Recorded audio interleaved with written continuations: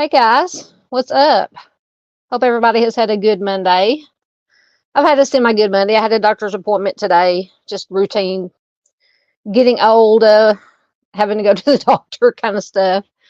But anyway, and then I fell asleep earlier and I just now literally woke up about 20 minutes ago. So forgive me if I was a little bit late or anything of that nature.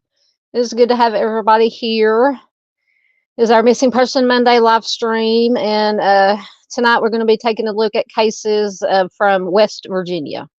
I think that was our last, because all the information I use for anybody who's watching now or maybe watching replay, all the basic information I use comes from Charley Project, and they on the side they have you can search by geographical region. So I've been just doing region by region, and we've been doing the southern region first, and I think West Virginia is the last one, and then we will decide which region we're going to go to next. So let me see who all is in here. Chris is here. Good to have you here, Chris. Always. Miss Paula is here. Always.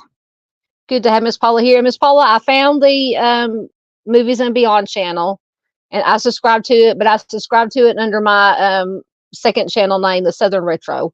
So if I get a chance to check out a live or whatever, and you see Southern Retro, and it has a avatar picture that's close to the one that I use on here, a little bit different, but it is me, in case you see it.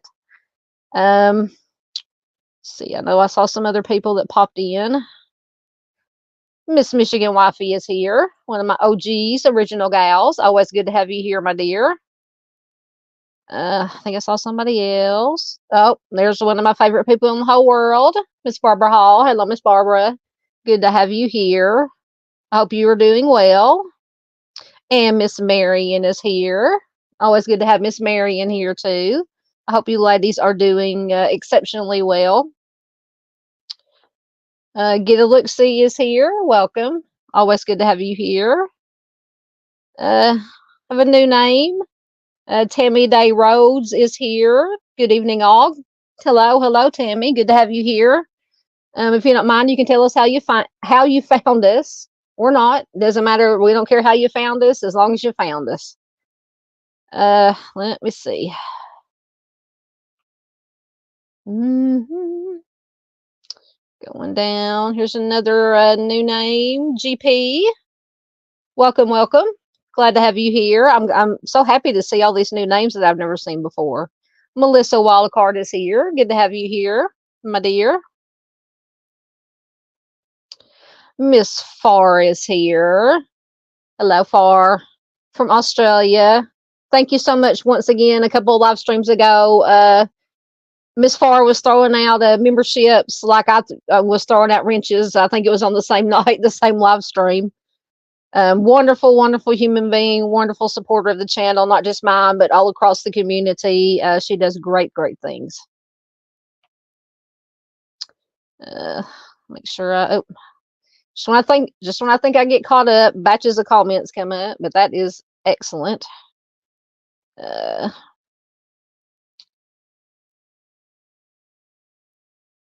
So Melissa apparently is a part of Movies and Beyond. Says Movies and Beyond is awesome. So is Not Watch Zone. That might be the other one. And Craven something. I think those are the other ones that Miss Paula was telling me about. So I will definitely check out those. But like I said, I'm gonna join those under my second channel name, the Southern Retro. But it's me. Let's see. Sorry guys, I'm still trying to get woken up from my unintended nap I took. Just make sure I don't miss anybody.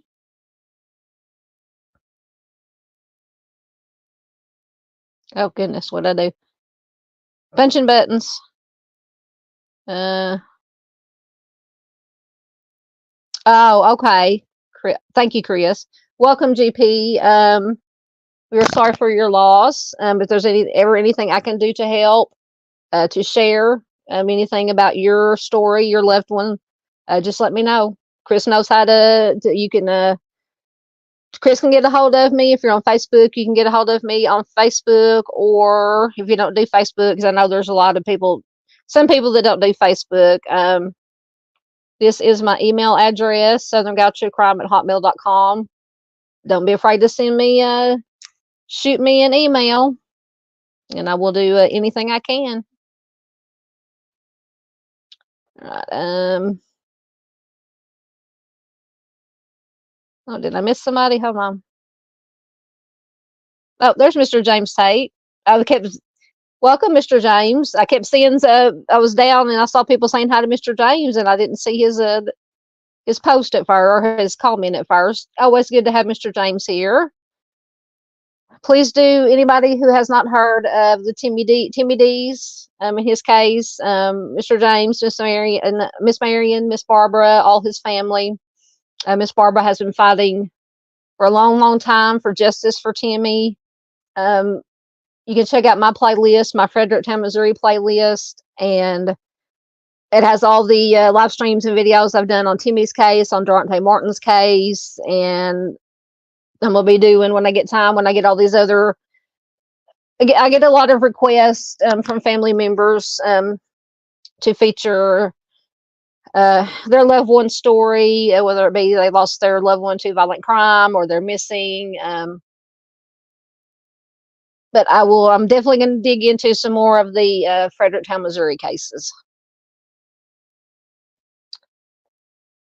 You're most welcome. Miss Marion says, thank you all for all the hard work you do for all the families and giving us all support. Can't say enough. Thank you, ma'am. Yep, not just me, but a wonderful Arctic Fox True Crime, Doodlebug, Mind of Monsters, Sunshine, of course, True Crime Web, Boots on the Ground, excellent work.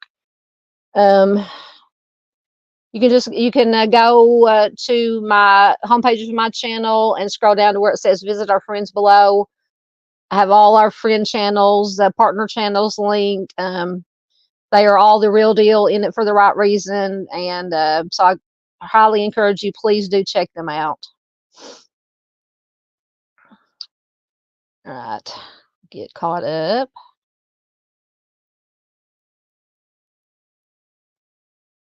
Oh, excellent. So you just kind of found us by accident. Tammy says family is from West Virginia and I love it there. And any stories about anybody or anything from my home away from home state. Excellent. Thank you so much for joining us. Always good to have you here. Any new people here? New people, old people, as I call my OGs, as some of the ladies and gentlemen, original gals, original guys who have been here from the beginning, before I even started doing live streams, and when I was first getting my channel started up, because my channel's only it turned a year old in around February the 13th or so, I believe, when I checked my stats on my channel. So I appreciate anybody and everybody. Absolutely, Chris. Absolutely. Yep. Send an invite to her, or her, he or she. I don't know yet who GP is, male or female. So sometimes with the names you can't tell, but absolutely. All right, see if anybody else. Oh, there's Miss Ange from Truth and Justice channel. Another excellent channel. Definitely check Miss Ange out. She does wonderful work. I'm sorry. Once again, I should have put my hair back because I knew it was going to fall in my face. But once again, I was hurrying to get ready. To throw on some clothes and brush I at least brush the hair. So you got that. Well, there is Miss Charlotte. Says, hey, Far. So lovely to see you again. It is good to see Miss Charlotte. We were just talking about you, a couple of weeks ago. Because we usually see Miss Charlotte. She's popped in here a few times. But she usually always, because she's in the UK. And so we usually see her. And Dave, another great channel, Al on the Prowl. Please do check out Dave. Usually see you in Dave's chats, late night, early morning chats, when he does his live stream on early Sunday morning. So it is so good. And we were commenting about we hadn't seen you in a while. So it's good to see Miss Charlotte, that you're still doing well, ma'am. Mr. Junior Johnson is here. Welcome, Junior, another one of my OGs, original guys. Always good to have Junior here. I don't know if Junior is in Michigan or Kentucky at this particular moment. But Junior, wherever you're at, I hope you and yours are doing well, sir.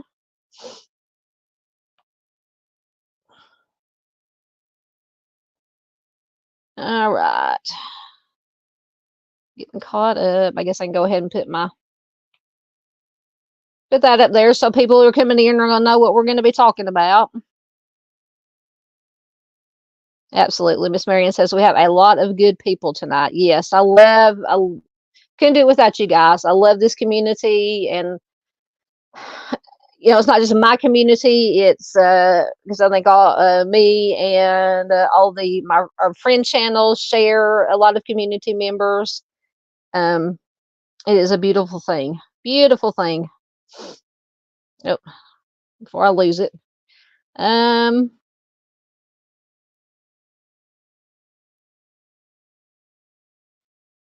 All right, I think I'm caught up. Let me make sure yeah, it is loaded. All right, so like I said, Missing Person Monday, for anybody new here, I share missing person cases, or most of them are usually cold cases that I share. I share a lot of cold cases on my channel. Every once in a while I'll do a newer case. Not that I don't think that the newer missing or newer cases aren't important, but there's a lot of channels out there who do a wonderful, excellent job of covering recent missing and recent violent crime cases. And a lot of times the cold cases get kind of lost in the mix or get forgotten about. So I like to, between what I find on Facebook, all the missing person cold case Facebook groups that I'm in, plus the going through the Charley Project, there's so many cold cases out there that have just either been forgotten or don't get the attention they deserve or haven't been talked about in a while. So I try to feature a lot of those. So that is what we are going to be doing tonight. There's Michelle C. Hello, dear. One of my wonderful friends and mods, along with Chris. Chris is another wonderful friend and mod. And I believe Miss Ange has a wrench. Yeah. I pulled a Dave the other night and threw around some wrenches. Did I miss Miranda? Hold on. How am I missing? Hold on. Let me find Miranda. I know people are saying hi to her. Well, there's one of her comments. I don't know if that was your first one. Hello, Miranda Lee. Always wonderful to have Miranda Lee here. Another excellent OG, original gal. I hope you're doing well. Thoughts and prayers are always with you, Miranda. Absolutely.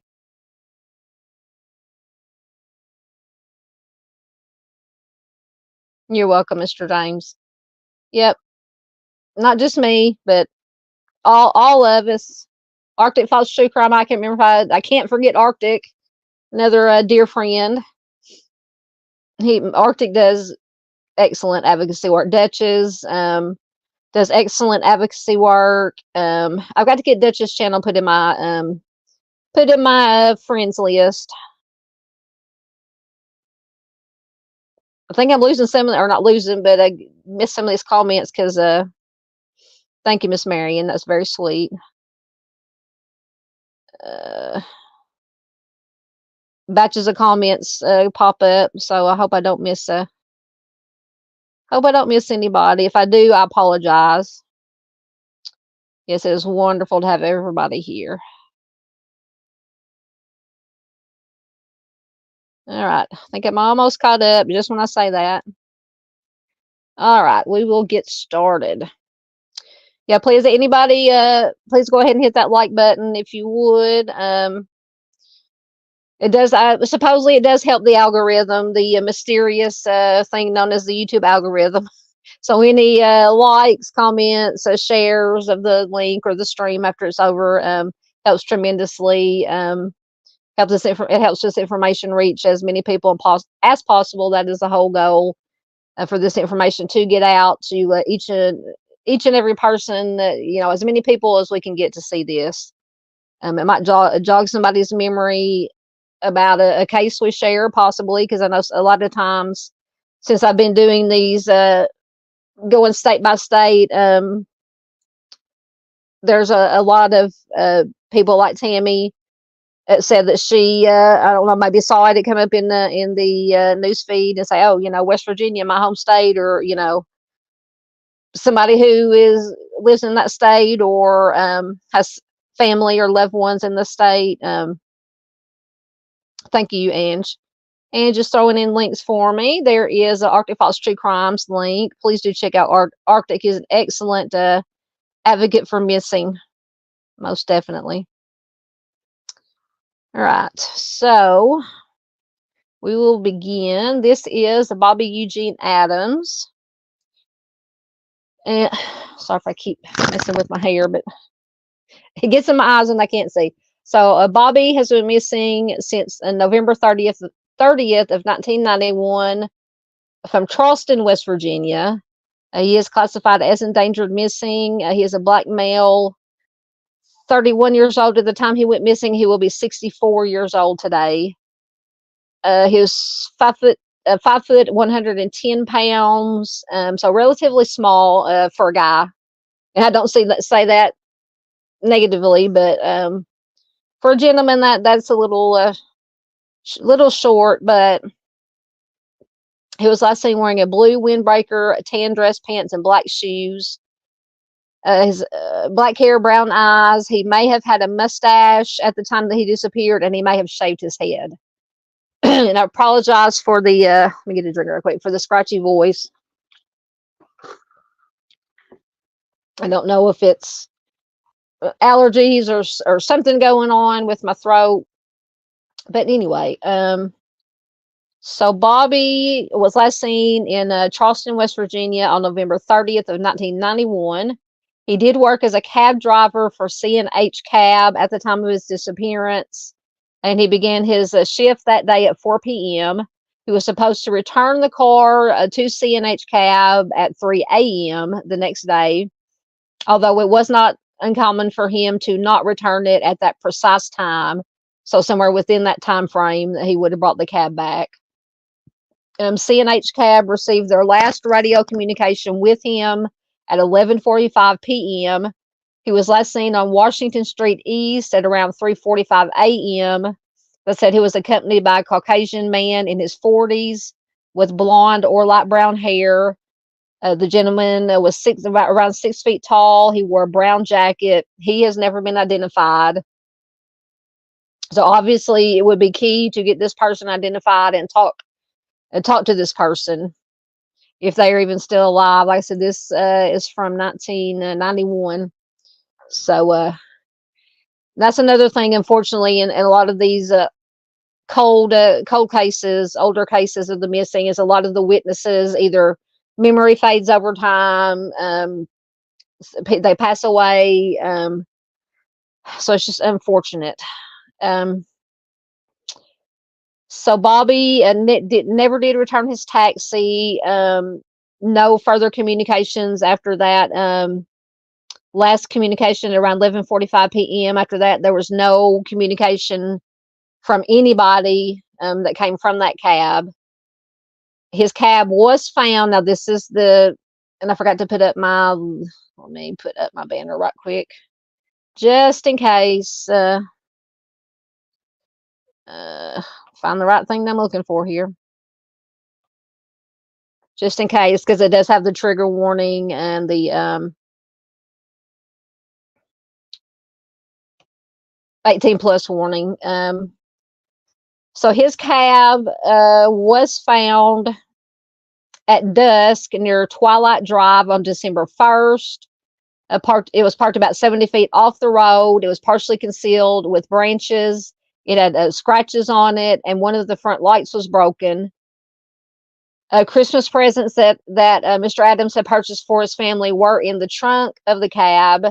And on the floor, then this is the horrible part, on the floor of the passenger side back seat was a pool of blood.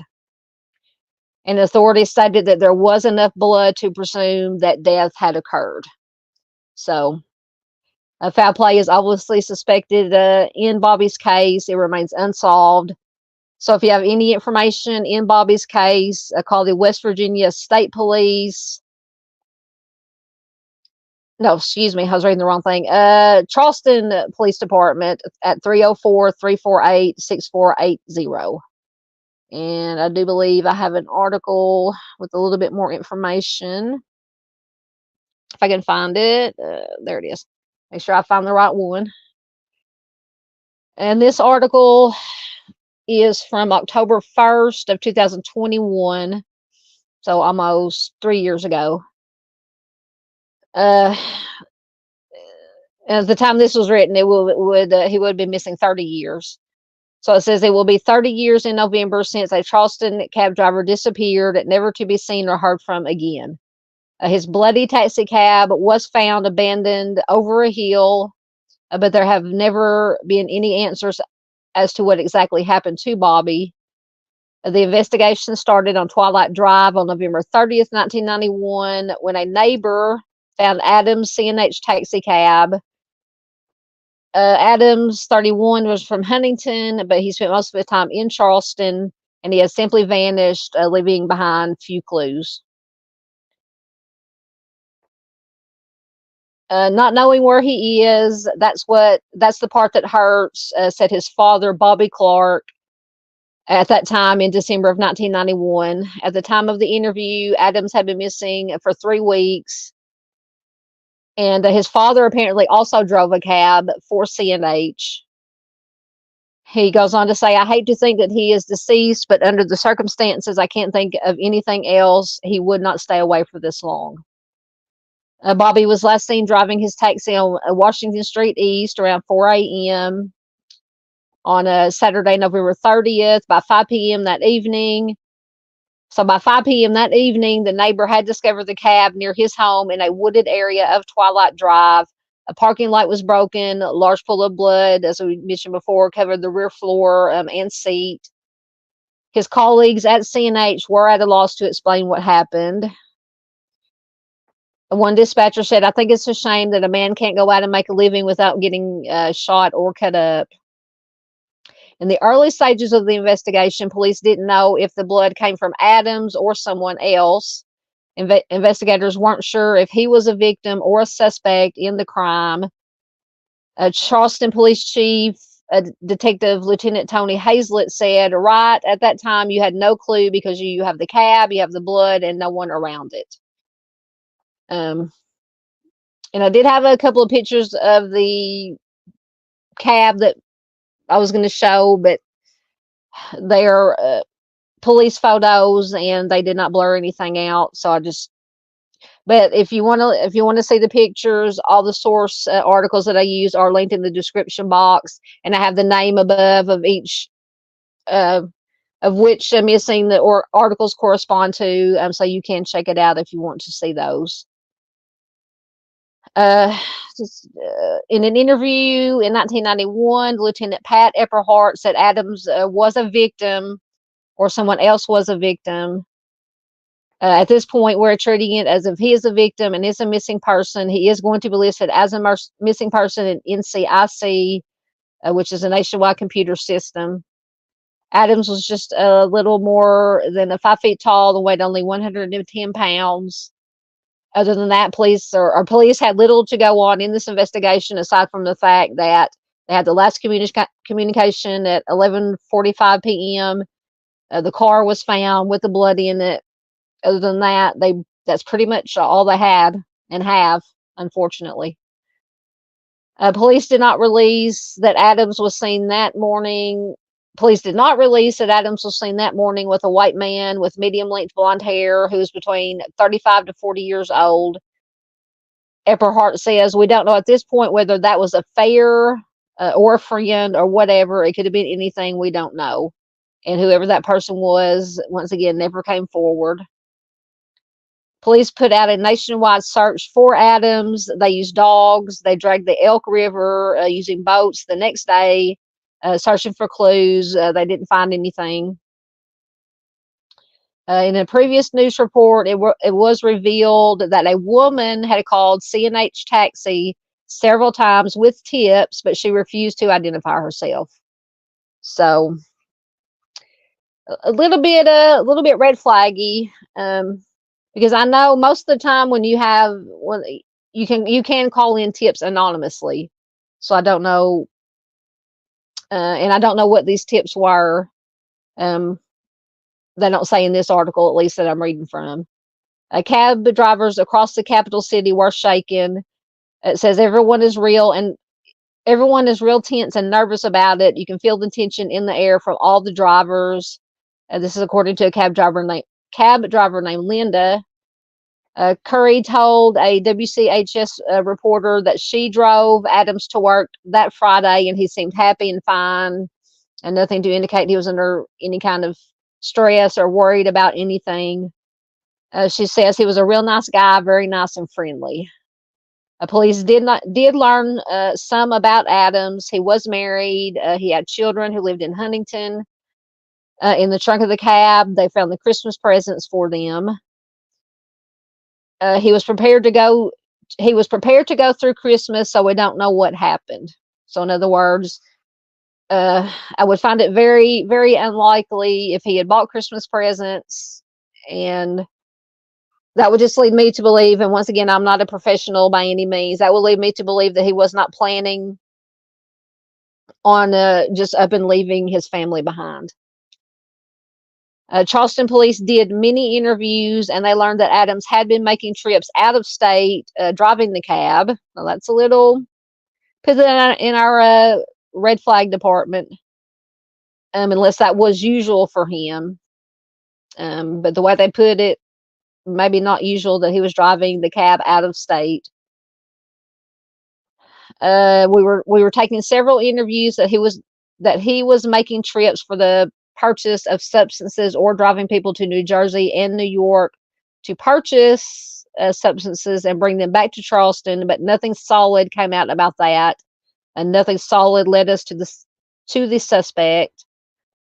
Based on the investigation, we believe he was being paid to take those trips to the New Jersey, New York area. Now that shines a whole different light on things, as far as his being a high-risk victim. Breaking the case came when the blood found in the cab came back matching to Bobby's blood type. The police have never said it was his or determined how it got there. The amount of blood that was found inside the taxi, they felt, and I felt that no one could survive that. And it is, once again, the pictures in the article, it is a lot of blood that in that one specific picture that they have. There was no gun found, no casings found, no knife, no kind of weapon was found in the car. Police have been flooded with stories and rumors about Bobby, even receiving tips in the last 5 years. Get past all the ads. There are people that are witnesses in this case or gave statements in the case that are still living in Charleston. Callers have claimed that he is still alive, and others swear that he was a victim of a homicide. But police are confident that someone knows the truth. Absolutely. If you see something, say something. If you know something, say something. And that they're confident that someone knows the truth and could lead them to a solid conclusion. I strongly feel that there are people still living here in Charleston that have information or even their own theory what happened to Bobby, and we wish they would call in, Hazlett said. Once again, if you have any information about what could have happened to Bobby or what could have happened to Bobby Adams, you can call Charleston detectives at 304-348-6480. If you have a lead or, oh, never mind. I was talking about the website. So yes, any information, once again, call 304-348-6480. Right, so that was the information on Bobby. Let me get back into the chat here for a minute. Get back down to, I know people have snuck in on me. I'm seeing new names as I'm scrolling back up to where I was at when I left off. Stop my camera right quick while I'm going through these comments. Still not back down to where I was.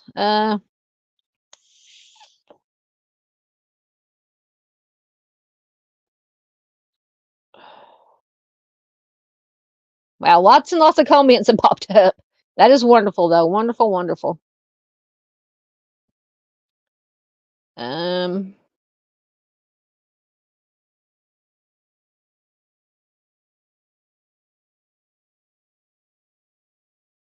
slowly making it back down.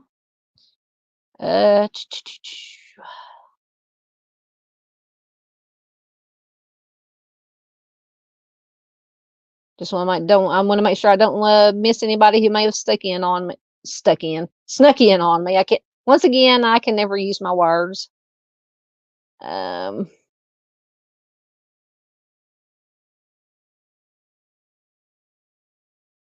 might have gone too far back. I'm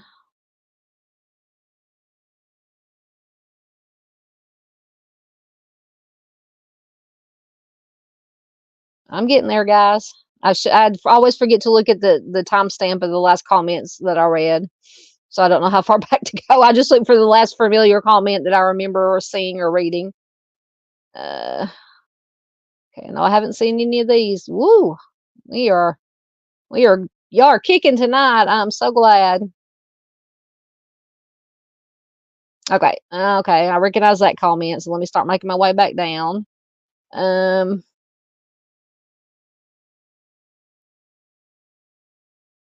Absolutely. Justice for TBDs. Absolutely. Feel free to throw in some green hearts. Absolutely. Thank you. Thank you. More justice for TBDs. Truth and Justice said they just got home. It's okay. I just woke up, so it's all right. I know I saw some new people. So Junior is in Michigan tonight. Always good to have Junior here, no matter where he is. I'll try not to go. I know it's probably almost your bedtime, Junior. I'm getting back down there. Back down, back down.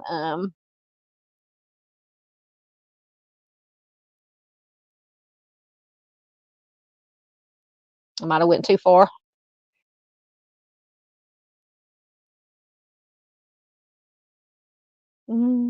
We're making it. We're making it. Scrolling as fast as I can, but I don't want to miss anything.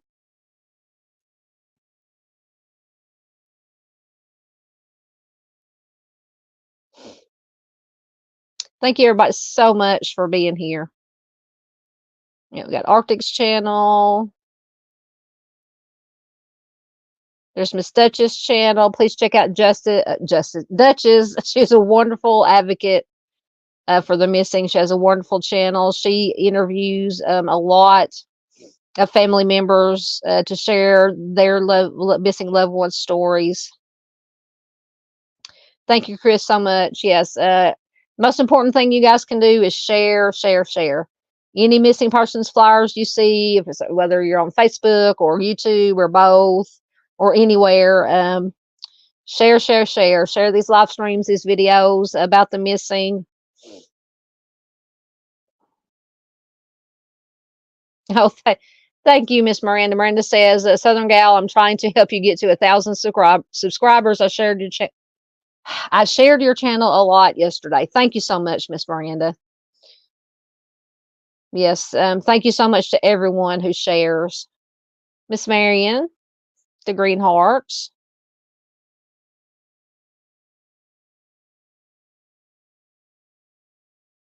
We're always glad to have Miss Charlotte here. She says, so very grateful to catch a live, a beautiful chat too. Yes, just like Dave's chat, we have a wonderful community. Always lots of wonderful people in chat. Speaking of Dave, there is the link to Dave's channel. Thank you. Miss Barb says it makes it easier to share when all the people are in the same state. To the groups, yes, because I know there are a lot of missing groups that are states can't talk. Use my words, state specific. So thank you so much. Yeah, that's another reason I started doing these Missing Person Mondays featuring all from, featuring a different state every week. Yes, definitely check out Miss Sunshine at Mind of Monsters. She's a wonderful advocate, wonderful friend, wonderful human being. There's Miss Mitzi Scott is here. Hello, Mitzi. Good to have you here. Always good to have Mitzi here. Aquarian One is here. Good to have you here always.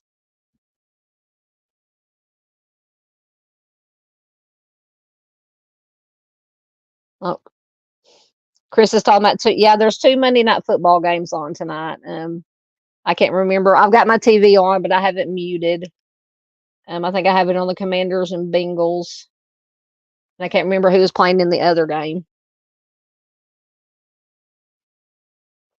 Yes, there's Miss PJ's channel, Lighting Their Way Home, another absolutely fantastic channel.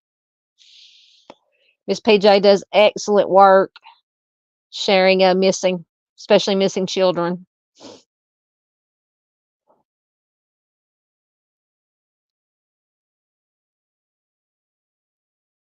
Absolutely. Mr. James sums it up right there. And Mr. James says, please, if anyone knows anything, please tell what you know. He is somebody's baby. Yes. Doesn't matter how old. She was 31 years old. He is someone's son, grandson, someone's father, someone's husband, you can go on, someone's uncle, someone's nephew, someone's baby. Doesn't matter how old you get, you're always going to be a baby to your mama. Thank you. Miss Marion's got her red flags out. Absolutely. Oh, yeah. Chris says Bobby Adams' case is red flags galore. Oh, yeah. Yeah. Especially with, unfortunately, all the blood they found in the car. It's horrible. Horrible. Absolutely.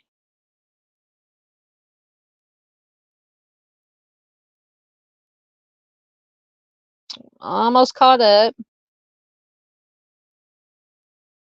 Absolutely. Somebody can, or Miss Ange can do it, can throw in her channel. Absolutely.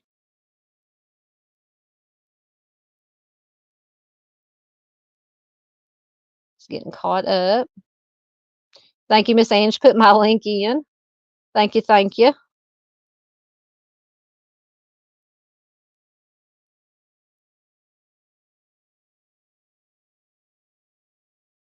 Mm. Oh, Miranda's talking about Mr. Steve. Yes, please do check out Mr. Steve and Mrs. Steve at True Crime Web. They do wonderful work. The True Crime Web Foundation, nonprofit organization, Mr. Steve, and whoever he takes out with him, go help these families who have lost loved ones through violent crime or have missing loved ones. Mr. Steve is former law enforcement, former CSI, so he knows his stuff. So, and he goes out on the road and meets with families and does everything he can to help get some justice for these families. There's Miss Bling. Always good to have Miss Bling here. Hello. Miss Bling is a wonderful advocate. I know she's helped Miss Barb, among other people, a whole lot. Oh, and I did put in the description box of the live stream the petition. Please sign the petition to get Timmy's case reopened. And what else? Oh, I put Arctic Fox True Crime has a petition to standardize the Amber Alert system. Please do sign. If you've already signed, please share the links anywhere and everywhere you can, especially with Timmy's case, to get it reopened. And I forgot I was going to look and see how many signatures is on Timmy's petition now. I haven't checked it, had a time to check it in the last few days. All right, let me get caught up and we will move on. Yes, Miss Paula says, interesting choice of work. Taxi cab drivers risk their lives every day. Yes, I would put them in, because there's different, what they call risk levels of victims. So yeah, being a taxi driver, because you come into contact with a lot of people on a daily basis, people you don't know. So yes. As do, and I don't know, of course, I live in a small town, so we don't have taxi service, but I'm wondering, since the onset of like Uber and Lyft and all those, how many actual taxi cab companies and drivers are still around. There's Mr. John Paul Hanson. Always good to have him here. Stopping in to say hi. Hello, John Paul. Always good to have you here. Please do check out. John Paul is a musician. I can't talk. Musician. He does have a wonderful channel with lots of his original music. Please do, if somebody can, they can throw his link in there to his channel. Always good to have John Paul here.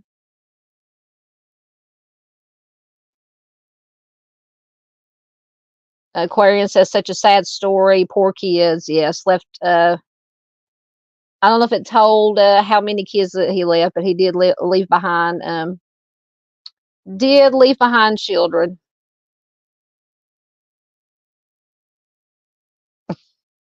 I do that too. Just as an aside, Junior is talking to Aquarius. Says, every time I see your name, I start humming the song "Age of Aquarius." That's what it reminds me of too, and I love that song. All right, I think thought I was caught up. New batch pops up. Just want to make sure I'm get everybody's comments in.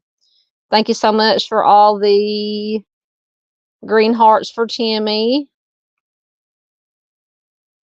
We always love the green hearts.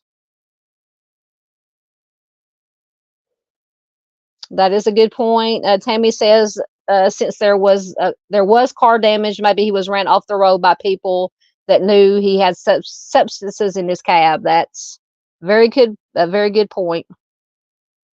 Excellent point. Oh, Junior says he's beginning to become a night owl. See, next thing we know, Junior, you're gonna be showing up in Dave's chats.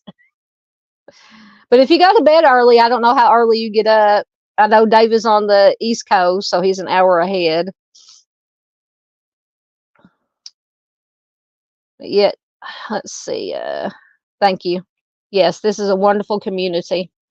Miss Ann says this is the most kindest chill chat. Absolutely. More green hearts. Yes, Mr. James said share and share again. Absolutely. I'm sorry I keep messing with my hair pick. It's falling in my face, in front of my eyes, so I can't see.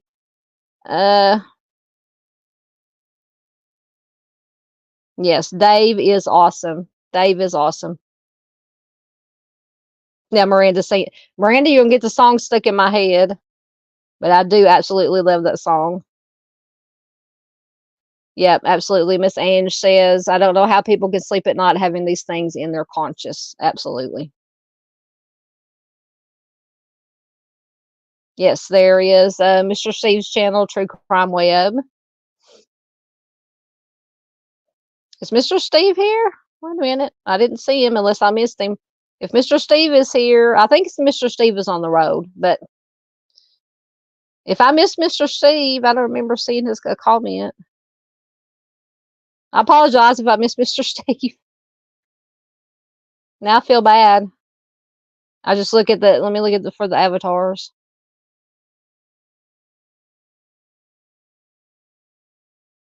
Well, I can't find Mr. Steve. If you're here, you can say hi again.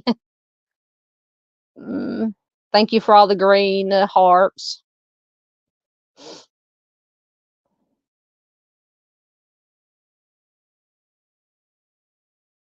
Because a lot of times I just look at the comments looking for questions or comments on the case. I feel bad now if I missed Mr. Steve's comment. I was scrolling fast trying to get caught up.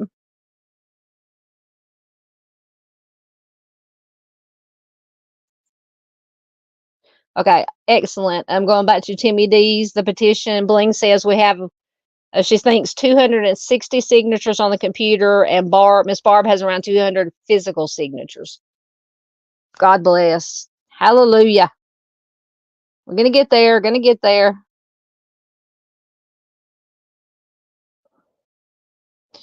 Miranda says taxis are still popular in large cities like Seattle and Chicago.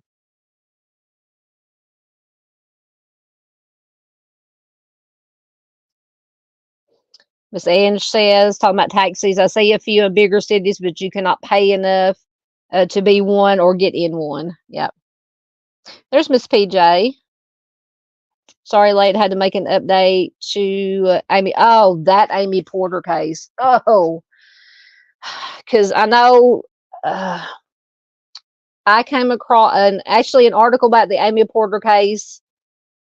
And this is from California. She was a missing person, Native American, indigenous. And so I think I did, I actually found a flyer that somebody had made online or on the Google to the images, and I posted it on my community tab. I posted it in Facebook. I know Arctic did, or Miss PJ did a video. Arctic did a video, and then somebody in one of the groups that I posted her information in put a link to another channel that had interviewed the family, and unfortunately, Miss Porter was found deceased. And I think I shared it on my community tab here, the video. Please do watch it. It will heartbreaking and infuriating. I'm going by what the family said about things that had happened prior to her going missing. Things could have been done differently, in my opinion. There's Echoes 14, which is my brother, for anybody who doesn't know. How are you doing tonight? Always good to have him check in. Are you at work killing time? Killing time at work when you're supposed to be working? Yeah,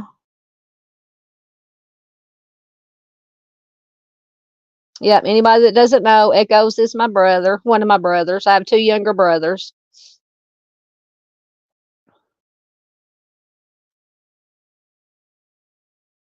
Okay, somebody, Mr. Steve, is it? Yeah, I just saw somebody.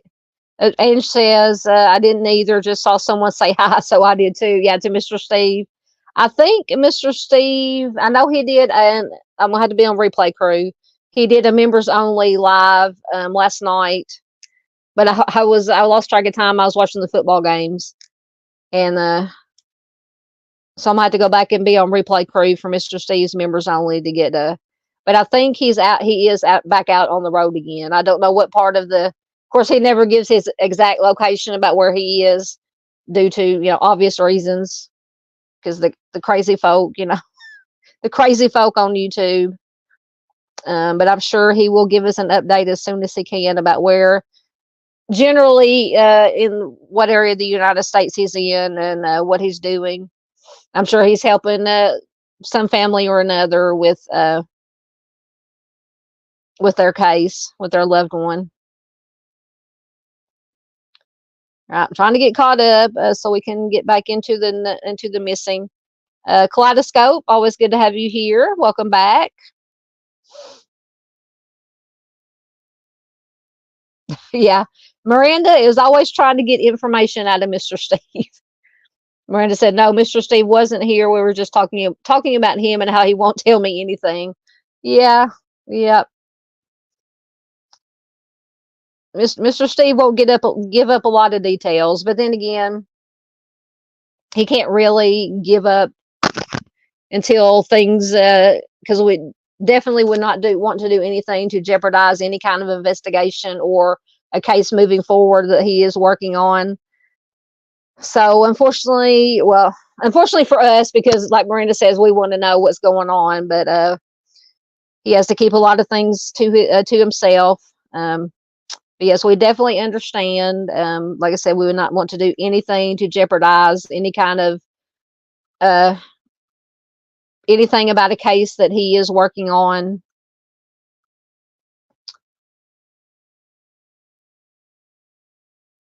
Yes, going back to Amy Porter, yes, she was found deceased, unfortunately, according to family. Yes.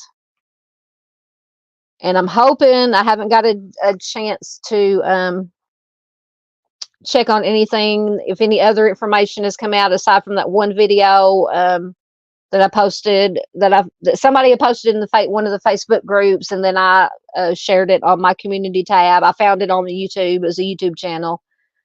But I didn't get a chance to check today if any other information has come out, but just what they had to say and the situation that Amy was in and things that had happened, that nothing was done about, apparently. It's infuriating. Welcome, Jacqueline. Good to have you here. I live in Huntington, West Virginia. Excellent. Good to have you here. Always good to have some locals here when we're talking about a specific state or a region.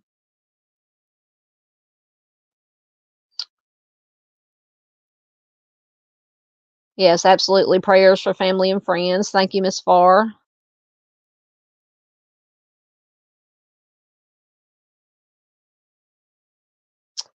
Ah, you're off today. Are you watching football? Nope, off today. Thank goodness. Your sister-in-law is watching it as well. Hello. I'm glad she's watching too. My beautiful sister-in-law. Did I miss you? Oh, there's Jenny. Welcome, Jenny, 8675309. Yes, I will. Maybe that's what I think Junior said I was going to break out, or somebody was going to break out into song. Yes, I'm going to start singing that song now. I always get stuck in my head.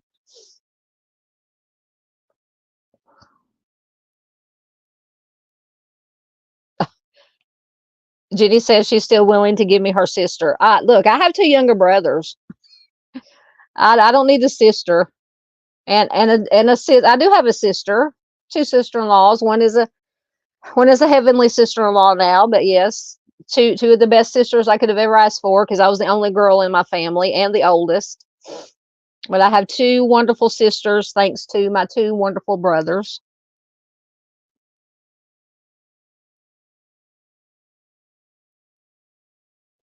All right, let me just get caught up. We will move on to the next case. Mitzi says, "Oh no, not another song." Yep, Jenny, and Jenny's always trying to get me to do the Forrest Gump voice.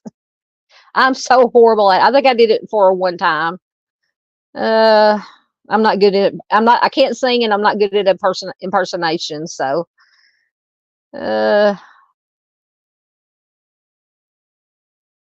just making sure. Lord, comments keep popping up galore. We got 27 people here. Thank you so much. Everybody, please remember to hit that like button to get it in the algorithm. All right, I think I'm finally caught up. It's like, I think Miss Lisa Joe, you say it's like herding cats trying to keep up with comments. So we will move on to Miss Wanda Faye Branham. I should have already had her information loading as usual. Let me find it. There it is. Let me get a quick drink. All right. Sorry about that. This is Wanda Faye Branham. She has been missing since February 8th of 2014 from Logan, West Virginia. She's a white female, 68 years old. I don't know. It doesn't specify. Sometimes here on the Charley Project, it'll give an age when they went missing and an age that they would be now. Just says 68 years old. So I'm going to go by the picture.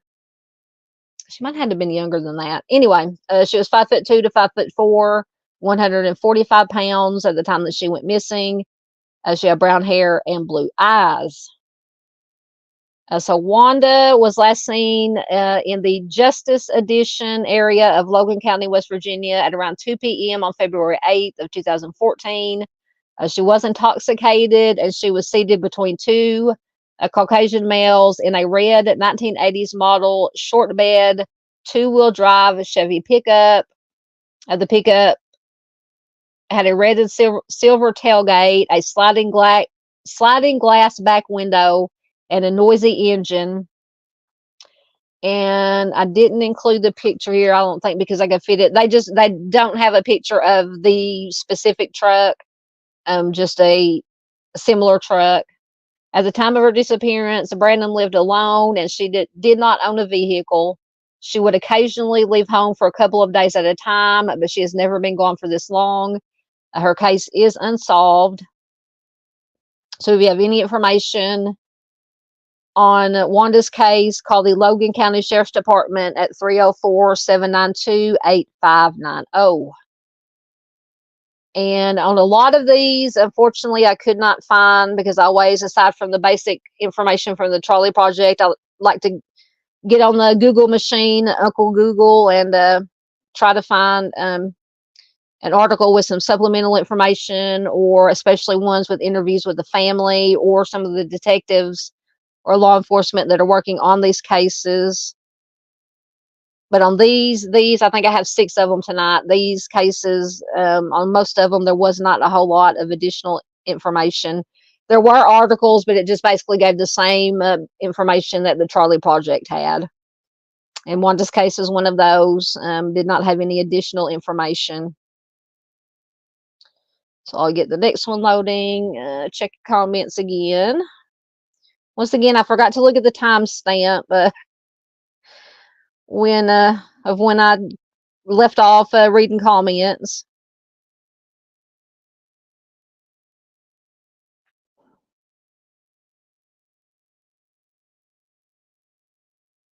Turn off my cam for a minute.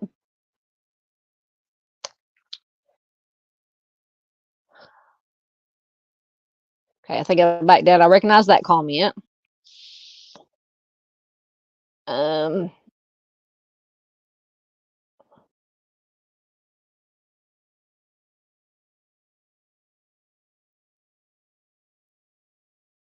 Yes, unfortunately, I missed Dave's channel, or Dave's channel, Dave's live stream too. I think I fell asleep. I had a headache that night, and I ended up and I was so mad, which I'm going to go back and I've started watching because it was like a 3-hour show. It's one of my live streams, 3-hour live streams. But he was talking about the Aisha degree case, which we talked about on, what was it, Friday?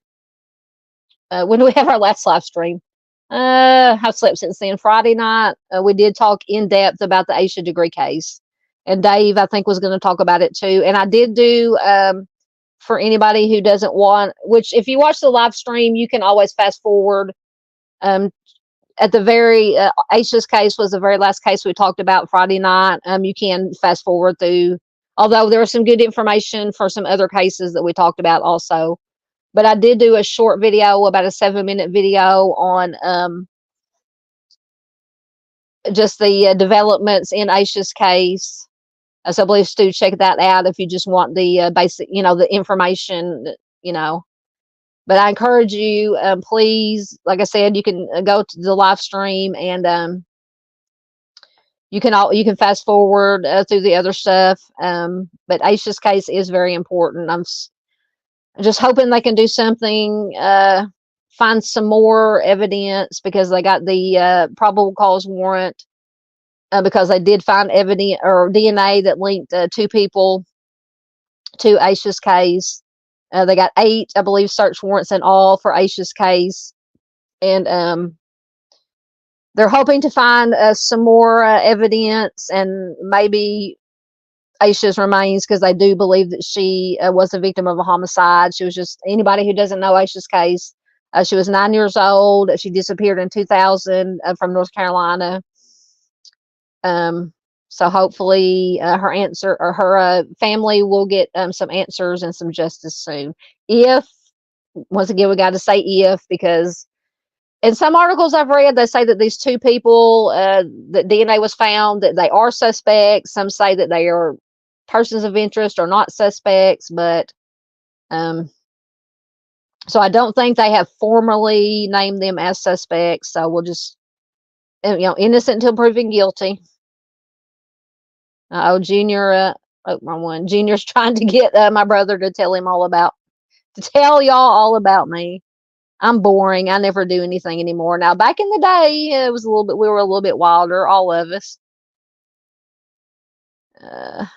Oh, now y'all singing. Y'all gonna have me singing, and nobody wants to hear me sing.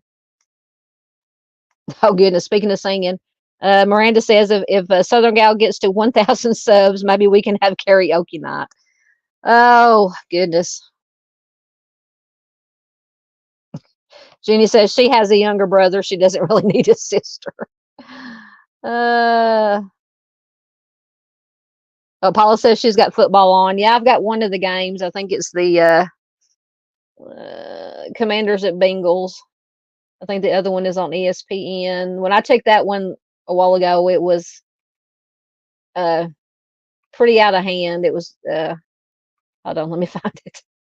Trying to multitask. Packers at Titans. Let me check that one. Well, everything has commercials right now. All right. Oh, it's closer, 27-14. All right, let me get caught up so we can move on to the next case. Because I know that is what everybody's here for, but I also like to keep up with you guys in chat. You talking about Aisha's case? Aisha says, are the two guys considered persons of interest? Or no, you're talking about Wanda's case? Yes, because there were two. She was seen sitting in between two gentlemen. Well, probably not gentlemen, but I would think. Once again, this is just my opinion. I'm not a professional. I just try to retain some knowledge that I learned from professionals like Mr. Steve and use my critical thinking skills. Yes, those two gentlemen would definitely be, in my book, persons of interest at the very least. They do need to be talked to, and I don't think, like I said, I couldn't find any other information about these two individuals that she was seen in the truck with. But yes, in my opinion, in my book, they would most definitely be persons of interest at the very least, or interviewed if they could be found, since they were the last people known to be seen with her. But yes, they would be persons of interest in my yes, Miss Marion has her red flags always. Miss Marion always has the red flags at the ready. Oh, that's okay, Bling. You're here. That's all that counts. You're here.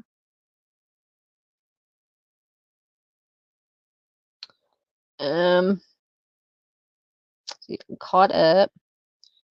Miss Barbara says Dave's show was awesome. Yes, I'm gonna have to. Like I said, I watched about the first 45 minutes of it the other day, and then I had to go do something. But I'm definitely going to absolutely finish watching it. Oh, there's Mr. Steve. His ears were burning. Hey, Mr. Steve. Mr. Steve says just caught up, and look who is live. Oh wait, hello, Mr. Steve. Are you still out on the road? Or are you home? I know you were fixing to go out on the road. Please do check out True Crime Web. Mr. Steve and Mrs. Steve, wonderful people. That whole, and Mr. Steve's crew that he takes with him to help these families. He does the Lord's work. Boots on the ground. So it is always a pleasure and an honor to have Mr. Steve here. You must have heard us talking about you earlier. I thought you were here earlier because everybody was saying, hi, Mr. Steve. And I'm like, wait, how can I miss Mr. Steve? All right, let me get caught up. All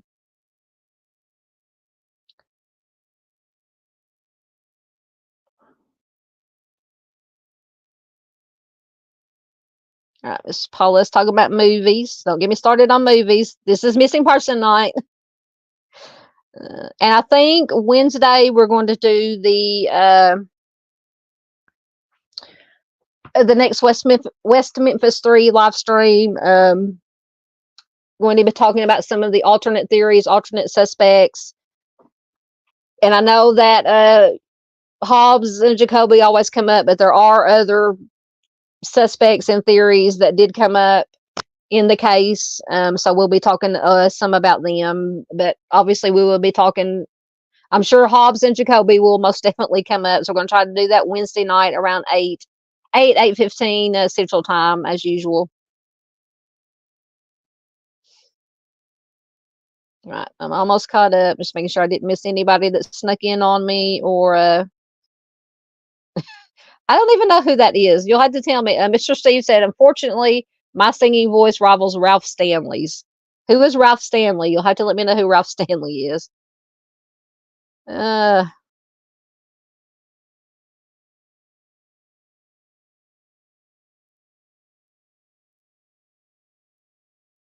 all right. Mr. Steve said he is leaving out tomorrow for Georgia and then to Missouri on Wednesday. Excellent. Safe travels. Absolutely, Mr. Steve.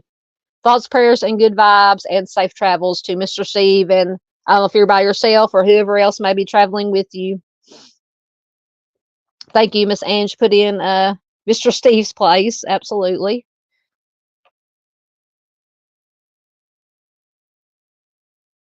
Miranda says that case is so confusing. I don't know if you're talking about one we're talking about here or something I may have missed in chat.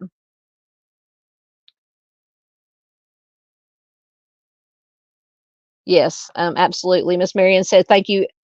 Thank you, everything that you do, True Crime Web Foundation, for all that you do for all the families and our loved ones. And thank you all for what you do for all of our loved ones. Yes.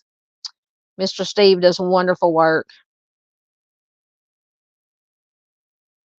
All free of charge due to the generous people who donate, not only through YouTube, but through the True Crime Web Foundation, which is his nonprofit.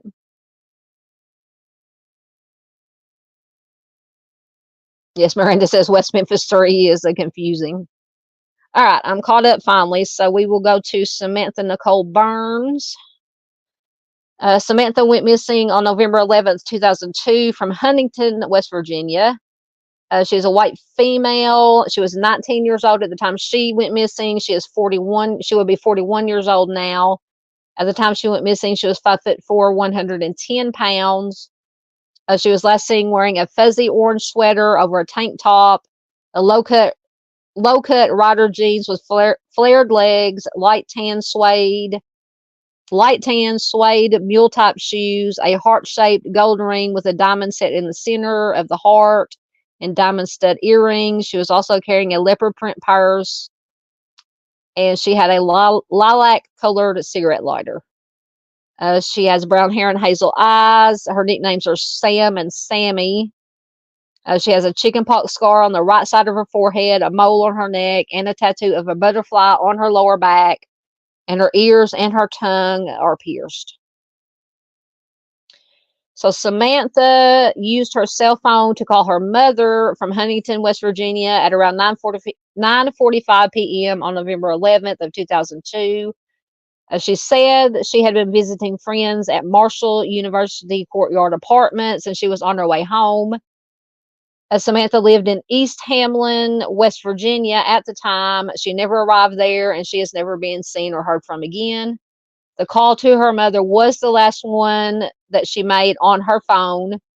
After her disappearance, the phone was discovered to be turned off, which they say is uncharacteristic of her. Samantha's burgundy 1999 Chevy Cavalier, which has a tiger sticker in the back window on the driver's side. And the license plate number is, well, the car was found. The car was found abandoned in Wayne County, West Virginia at 3:30 a.m. on November 12th. So that's what, the day after she went missing. Let me go back up to yes, the day after she went missing. The vehicle was discovered in a secluded area at German Ridge and Haney's Branch Road near the Cable Wayne County line. It had been set on fire, and it was still burning when police found it, but there was no sign of Samantha near the vehicle. Within a few days of Samantha's disappearance, police identified two suspects in her presumed abduction, Chadwick E. Fulks and Brandon L. Basham. The two men had escaped from Hopkins County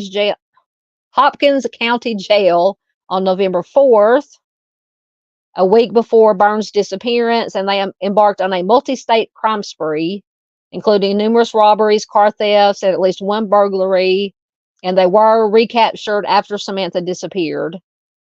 So Basham confessed to abducting and taking the life of Alice Donovan, who disappeared on November 14th, which is 3 days after Samantha went missing. and this was in Conway, South Carolina. Her dark blue 1994 BMW was found in Goshen, Indiana. Basham says that he only helped kidnap her, and it was the other man, Fulks, who SA'd, stabbed, and strangled her. Both men were charged with carjacking resulting in death and kidnapping resulting in death in connection with Donovan's case. They were convicted in separate trials, and they were given the DP. In January of 2009, bone chips, later identified as Donovan's, were found in Horry County, South Carolina. And this is Alice Donovan case they're talking about. In June of 2003, Basham and Fulks were also charged with carjacking resulting in death in Samantha's case.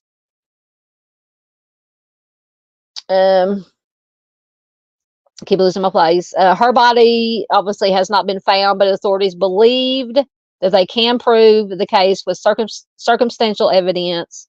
Prosecutors stated that the men abducted Samantha, and before taking her life, held her at Pew Pew Point while they drove her car around and tried, with some success, they say, to withdraw money at various ATMs. Basham pleaded guilty to homicide for Samantha in July of 2005. He was sentenced to life in prison. He did confess in court to his involvement in the crime and apologized to Samantha's family. But the case's outcome for Fulks, the other man, has not been determined. Both men are on the row, the DP row in South Carolina. Both Samantha and Alice's families filed wrongful death lawsuits against the men and against the Hopkins County Jail, because apparently they escaped from the jail. And I think in the article that I'm going to read to you, it has the circumstances of how these two monsters escaped from prison or jail.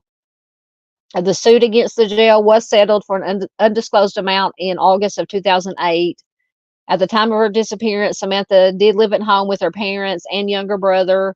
She was enrolled in Marshall's Community and Technical College. She was in the physical therapy assistant program. She also worked part-time at a JCPenney department store in the Huntington Mall. She obviously remains missing. Foul play is obviously suspected in her disappearance due to the circumstances. So if you have any information on Samantha's case, call the West Virginia State Police at 304-528-5555. Let me get that article. I said I do believe it gives information on how these, I don't want to call them gentlemen,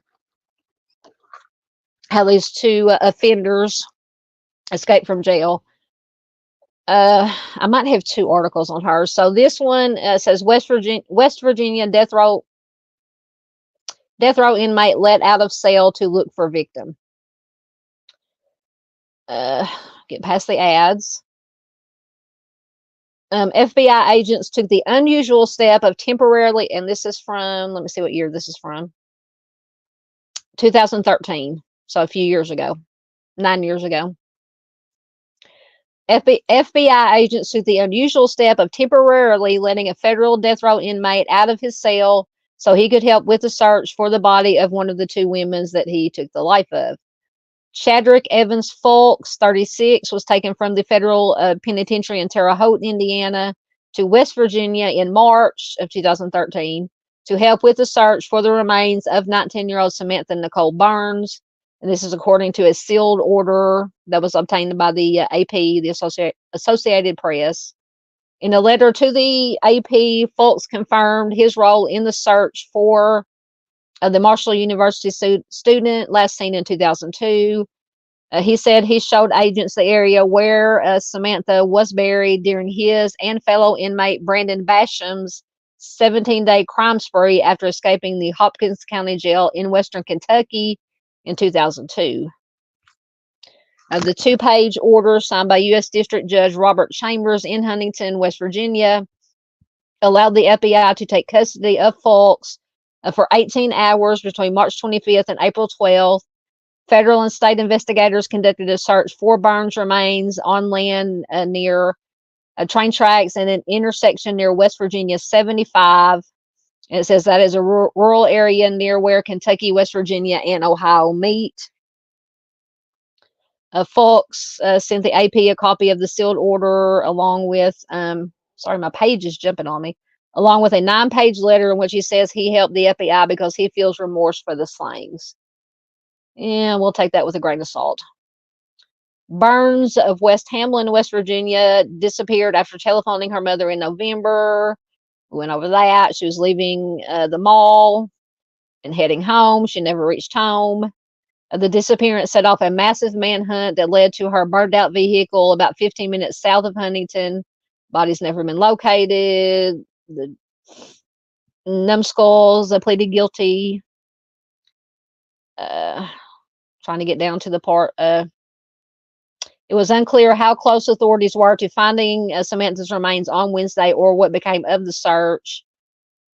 Fox and 32-year-old Basham were sentenced to the DP for kidnapping and taking the life of 44-year-old Alice Donovan of Gallivants Ferry, South Carolina in December of 2002. Alice disappeared from a Walmart parking lot in Conway, South Carolina. Her remains were found in 2009. So Mr. Fox said, I've worked with both the Donovan and Burns family to recover their loved ones. Charlie Rose, who teaches criminal law at Stetson University Law School in Gulfport, Florida, said law enforcement agencies frequently ask inmates for information about unsolved crimes, but that it is unusual to take them out of their cells. Rose said bringing an inmate back to a crime scene could be advantageous if seeing the terrain and landmarks help to refresh his memory. Lori Levinson, a law professor at Loyola University Law School in Los Angeles, agreed that it is a big deal to expend the resources needed to keep a row inmate secure during a search. Yeah. It obviously is something you don't see all the time. Leaving the row for any purpose is highly unusual. Trying to get down to I know it tells in here how they escaped. Oh, Mr. Fox made some comments about how his life ended in 2002, sir, and next year I'll begin a new journey when I'm relieved of this hellhole. I'm sorry, you guys know I'm always transparent on here. I do not have any sympathy for the offenders. Fox and Basham were cellmates at the Hopkins County Jail in Madisonville, Kentucky in 2002, where they were held on armed robbery charges. They were left in the jail's recreation yard unsupervised for about 90 minutes, and security cameras weren't in their normal positions on the day that they escaped. Fox and Basham escaped through a fence around the recreation yard and fled initially to Indiana. From there, the pair went to West Virginia, North Carolina, and South Carolina, where the run ended. Fox says, I do wish that I would have stayed in jail and faced those charges because these two women, Alice Donovan and Samantha Burns, would be alive today. Yep. The families of Burns and Donovan settled a lawsuit with the jail in 2008 for an undisclosed amount, and Fox and Basham were dismissed from that lawsuit. Fox said that helping the FBI in the search for Samantha's remains will be one of two ways that he'll leave death row. Nobody, there's just one way you need to be leaving death row. The other Fox said will be in the back of a hearse. All right, so that was just a little bit of information on when they took him out to, and as far as I could find, any information I could find, they did not find any sign of Samantha's remains. So, like I said, hopefully, let me get back in y'all's comments. Hopefully, they will find something at some point. Get back down to your comments. Make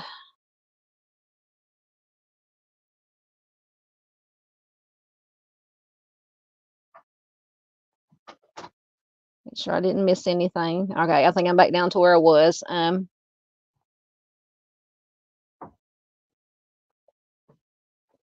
I don't know. Are you going to be? I don't know if you can tell. Because Bling said at True Crime Web, Mr. Steve, give Barb a hug for me and drink some coffee. Absolutely.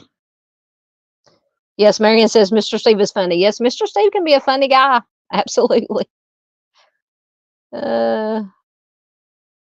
Oh, Miss Barb said that you had to be really old to know Ralph Stanley. So yeah, that name doesn't ring a bell. Absolutely. Safe travels to Mr. Steve always. Yes, he is the national Mr. Steve is the national treasure, our resident national treasure. Absolutely. Is it Ruckus that gave him that name initially as a joke, maybe? Mr. Steve is a national treasure. He is a treasure for us and for all these families that he helps. Absolutely. Miss Barbara says True Crime Web Foundation is a blessing for families. Yes, absolutely. Mr. James says thank you so much for everything you do. Absolutely.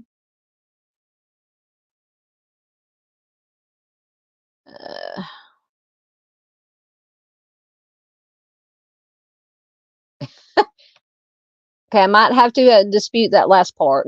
Mr. Steve says my grandmother used to sing "Oh Death" when she babysat me in the '60s, a Ralph Stanley classic, but I turned out normal. Well, now, Mr. Steve is anybody who can manage to set groceries on fire on the stove and carries creepy mannequins around with him wherever he goes. We will debate the normal part, I suppose. Oh, goodness. We have to give Mr. Steve a hard time. Paula says she's been hearing a lot about Georgia recently. The only thing I've heard about Georgia lately is the football. And I think Georgia and Alabama play Saturday. Definitely going watching that game. So, Mr. Steve, you can tell Mrs. Steve that I will be rooting for her Bulldogs. Definitely not going to be rooting for Alabama. And I usually root for Georgia anyway. We have family on my mom's side. My grandpa's family came from Georgia. So we got Razorback. I got Razorback in me because I was born in Arkansas. I've got Bulldog in me because my grandpa is from Georgia. And I have some Texas Longhorn in me because our dad was from Texas. So I got a little bit of I'm a mutt, I guess. Yes. Miss Marion says, Mr. Steve, are you sure you're normal? I'm telling you, he's going to get stopped in his bread truck, as he calls it, with all his mannequins and body parts and fake blood that he carries around with him. Yeah. Mr. Steve, this can be said about any state. Mr. Steve said Georgia has its fair share of idiots. Most of the time at the Waffle Houses. Yes, every state does have their fair share of idiots, most definitely. Yes, Paula said Stranger Things is filming in that area. And I believe when The Walking Dead was on, when they first came on, the first few seasons, they filmed, a lot of The Walking Dead was filmed in Georgia. Uh-oh. Mr. Steve said, if you meet the rest of my family, you would realize I'm the normal one.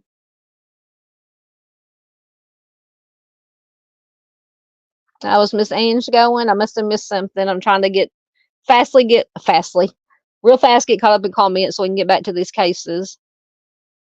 But Miss Ange, if you're heading out, somebody said a good night to Truth and Justice channel. If you're heading out, thank you for being here. I'm sorry I missed your comment.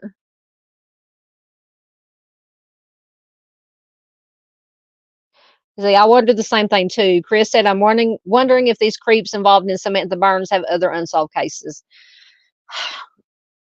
It depends on, because all the article said was that they just went on this, was it 17-day or 7-day? I think it's 17-day crime spree. So it's entirely possible. But the only names I found were the Samantha Burns and the Alice Donovan are the only things that they've been charged and convicted of.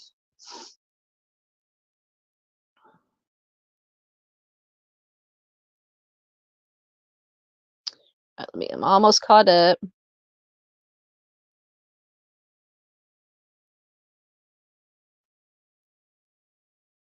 Miss Marian's got her red flags ready again.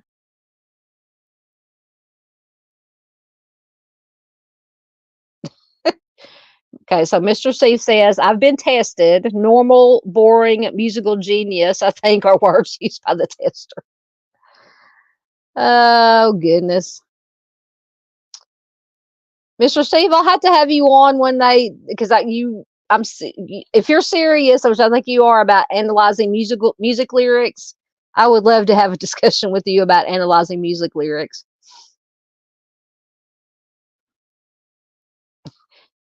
Mitzi said we need to ask Mrs. Steve who the identity of the tester is. It probably wasn't Mrs. Steve because I don't think Mrs. Steve would say Mr. Steve is normal. Just an observation. Oh, yeah. Mr. Steve says, yes, Ruckus proclaimed me a national treasure in the middle of a meeting with Drew Collins, and Drew laughed. Oh. Yes, Ruckus does stay in trouble. All right, I'm caught up. So we will go to Lisa Ann Krause. Once again, I should have already had her information up. And I think this is the only information from the Charley Project is the only information I was able to find on Lisa. So Lisa went missing on November 4th, 1997 from Romney, West Virginia. She's a white female. She was 24 years old at the time she disappeared. She would be 51 years old now.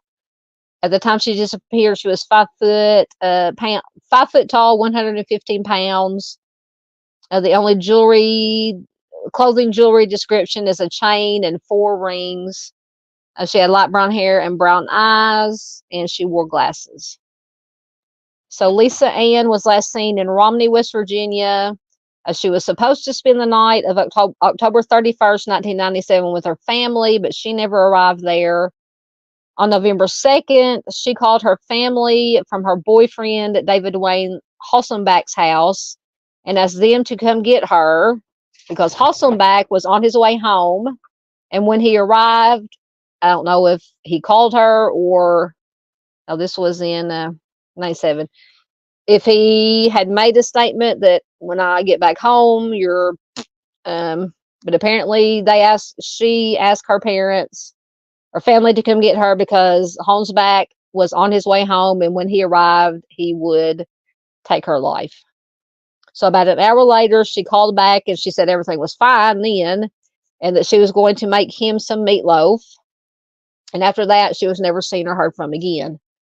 Hasselback stated that Krause disappeared on November 4th after an argument between them. Once again, in every one of these cases, it's always an argument and then they left.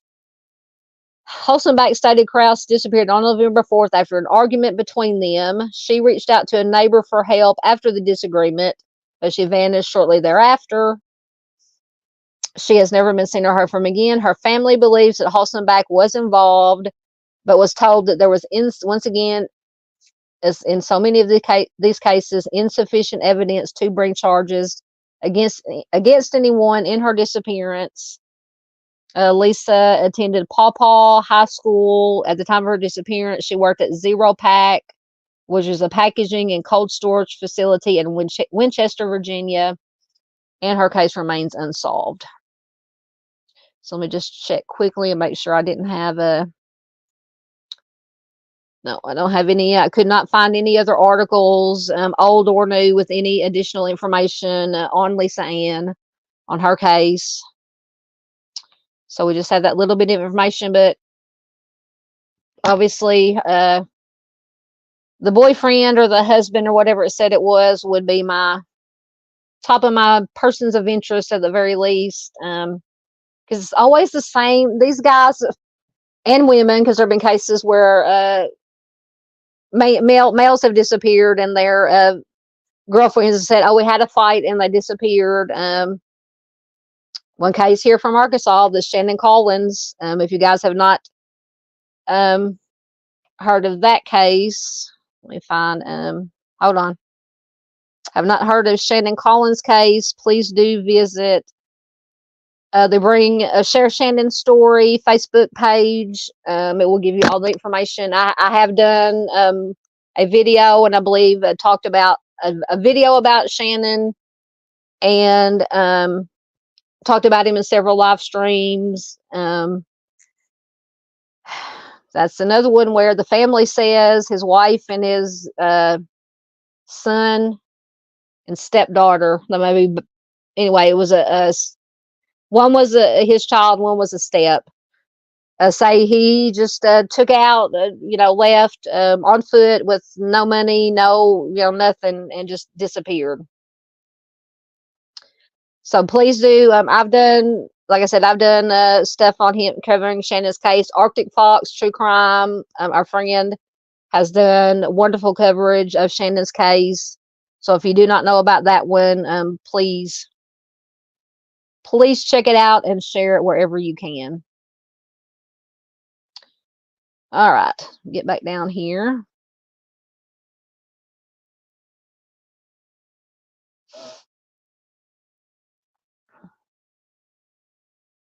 Oh, Junior says Ralph Stanley and I grew up together.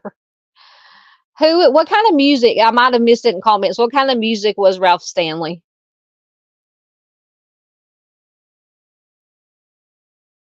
Yes. Mitzi says we need a background map with added red pins for all the Waffle Houses that Mr. Steve has visited across the USA. Absolutely.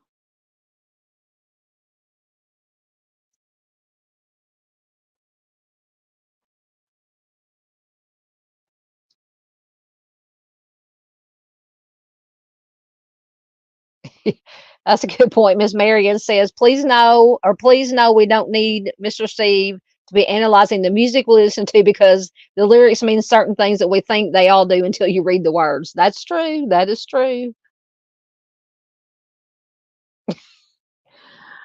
Mr. Steve says, Mrs. Steve thinks that being dragged through the woods, playing in synthetic blood, etc., is normal. So we can't really rely on her opinion of normal. That is true. That is true. She has let you drag her through the woods and cover her with synthetic blood. I don't think she's let you throw her off the boat yet, not to my knowledge. Not that he's acknowledged publicly of whether or not Mrs. Steve has let Mr. Steve throw her off the boat yet. I know she said it was not going to be in the winter time. Yeah. Miss Barb says, maybe I am normal after all. Yeah, yeah.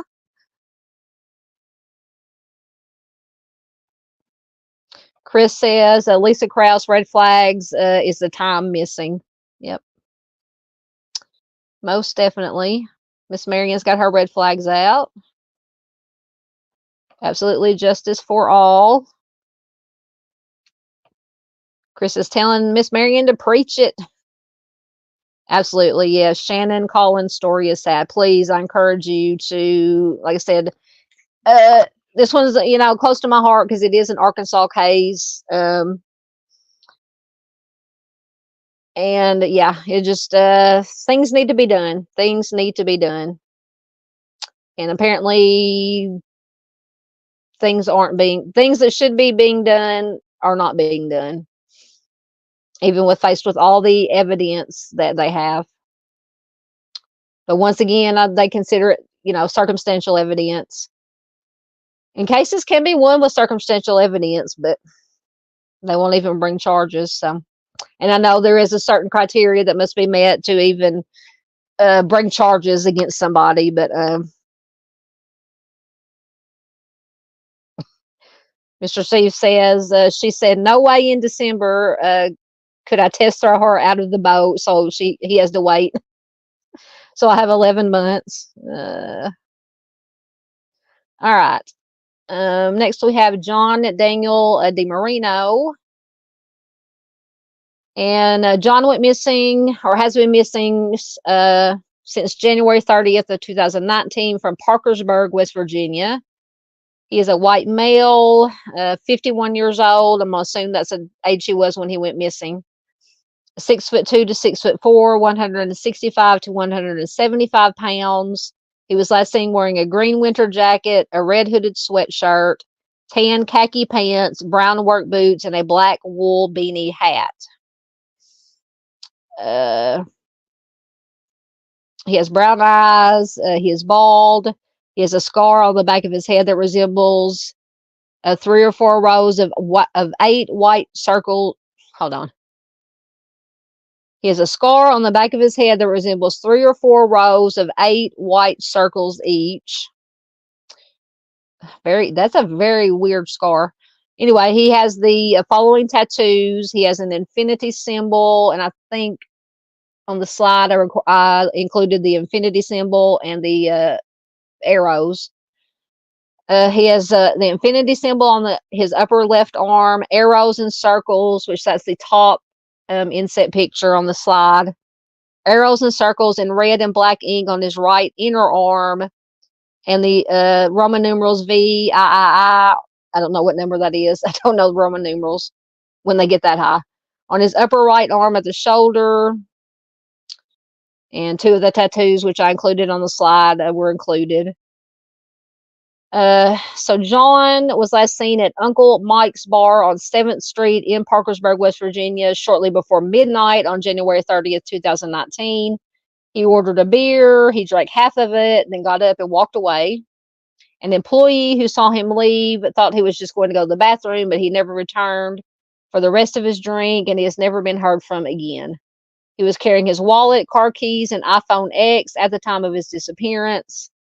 He was driving his mother's car, which was a silver 2015 Ford Escape.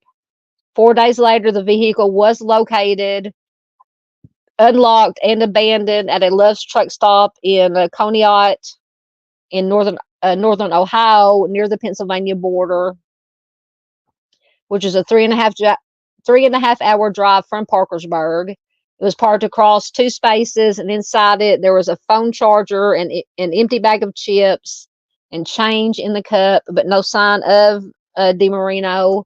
The car had been there for 3 or 4 days by the time it was reported. John divorced 5 months before he was last seen, and he was living with his mother. He left behind 2 children. One was in college, the other one was in high school. It is uncharacteristic of him to go very long without talking to them. He has no history of getting into trouble with the law. There's no indication they planned to just walk out of his life. He had purchased tickets to an upcoming basketball game, and he did plan to attend this game with his son. Less than a year after his disappearance, his mother unfortunately passed away, but the rest of his family still hope for answers in his case. The circumstances of his disappearance are unclear, so they're not making any mention of possible homicide. But if you have any information, you can call the Roane County Sheriff's Department at 304-927-3410 or Spencer Police Department at 304-927-5616. And I think I do have an article for John's case. And this article is from February of 2020, so not too old, about 4 years old. A family seeks word of missing Roane County man. The ex-wife of a Roane County man last seen a year ago in Parkersburg fears the worst may have happened. John Daniel DeMarino, 51 at the time of his disappearance, was last seen on January 30th, 2019 at Uncle Mike's bar on 7th Street. Since then, he has had no contact with his family, friends, or his 2 children. And this is according to his ex-wife, Karen DeMarino. She says nothing, absolutely nothing. No contact whatsoever. DeMarino was in regular contact with their 2 children, Andrea, 19, who is a student at Virginia Tech, and John Jr., 18, a senior in high school. He never went for a long period of time without talking to them. Karen said, "We feel like something happened to him, something bad." The last time DeMarino was seen alive or anyone had contact with him was at Uncle Mike's. So the Roane County Sheriff, Lieutenant Todd Cole, who got involved in the investigation about 6 months ago, they said he was there around midnight. Cole says we can pretty well confirm the last time he was seen was at Uncle Mike's bar in Parkersburg. He ordered the beer, drank half of it, got up, was never seen again. Cole says that was the last time that she'd seen him.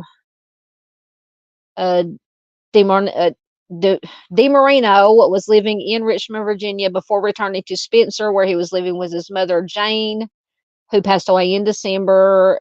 He divorced about 5 months earlier. At the time of the disappearance, we already went over what he looked like, but you can never say it too many times. He was wearing a red hoodie, a green winter coat, tan khaki pants, brown work boots, and a black beanie hat. Shaved head, dark brown eyes, 6'2" to 6'4", 165 to 175 pounds. A scar on that very unique scar on the back of his head. He was driving once again his mother's car, a 2015 Ford Escape. It was found 4 days later at the Love's truck stop. It says it does not appear that he crossed into Canada, at least not legally. Cole is working with the Parkersburg Police Department, Spencer Police, and other agencies. Once again, if you have any information, contact those agencies or Cole at 304-927-3410. Foul play. Okay. Foul play has not been ruled out, Cole said. Perhaps the car was driven to Conneaut and abandoned as a ruse to take the attention away from something happening in Parkersburg. Rarely with today's technology does someone disappear without leaving a trace, said Cole, citing 31 years experience with missing persons. He says, for example, they make cell phone calls which can be pinged or traced.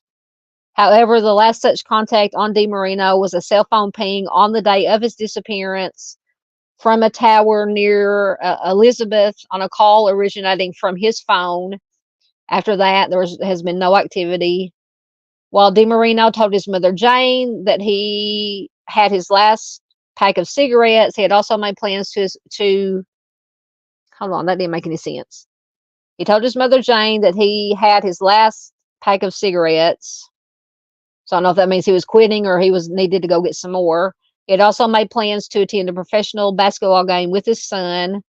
Cole says he had plans. He wouldn't have purchased the tickets if he had been planning on disappearing. DeMarino was an outstanding athlete at Spencer High School, where he was a basketball player. Cole says he really did not have any kind of criminal history. He never got into trouble with the law, according to his ex-wife. The case has been entered into NamUs. All right, so that was the additional information on Mr. Marino. All right, let me get caught up in your comments.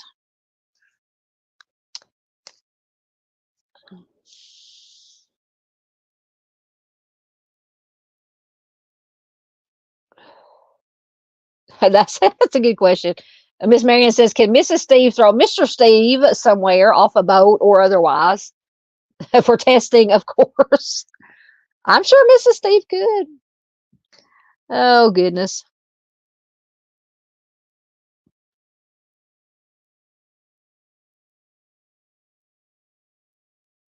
Yes, Mrs. Steve is a trooper. Absolutely. Marion says, because Mrs. Steve gets a lot of boo-boos. Don't she? We love her, Mrs. Steve, for all that she lets you do for all of us. Absolutely. Yes, in all seriousness, please do. Mr. Steve does excellent tests and recreations for different crime scenes. The first ones I ever watched were the recreations he did for the Murdaugh case, which were outstanding. He did an outstanding job on the Kohlberger Idaho 4, but once again, he had one of his creepy mannequins, and it just gave me nightmares for days.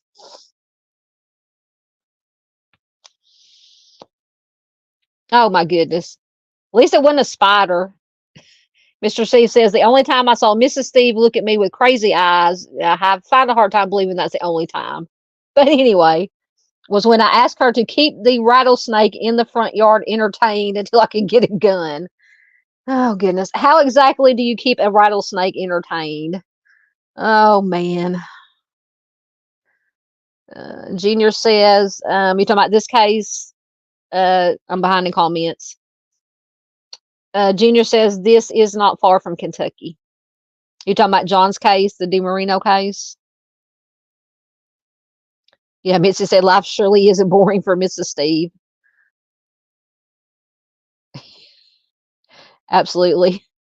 Miss Marion says, I think we need to get Mrs. Steve a roll of bubble wrap so she won't hurt herself.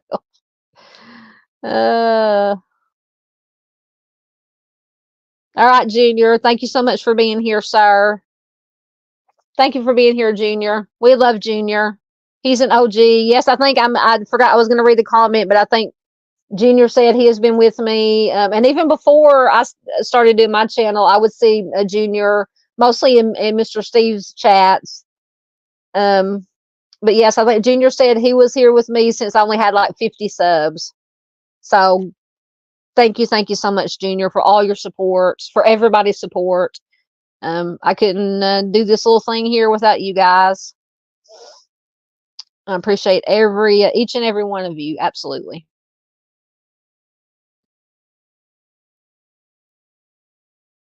All right, I am caught up. All right, so we have Michael Allen Dillard. Let me find his information. Sorry, guys. My nose is itching tonight. I think it's all the cat hair. I think this is our last one.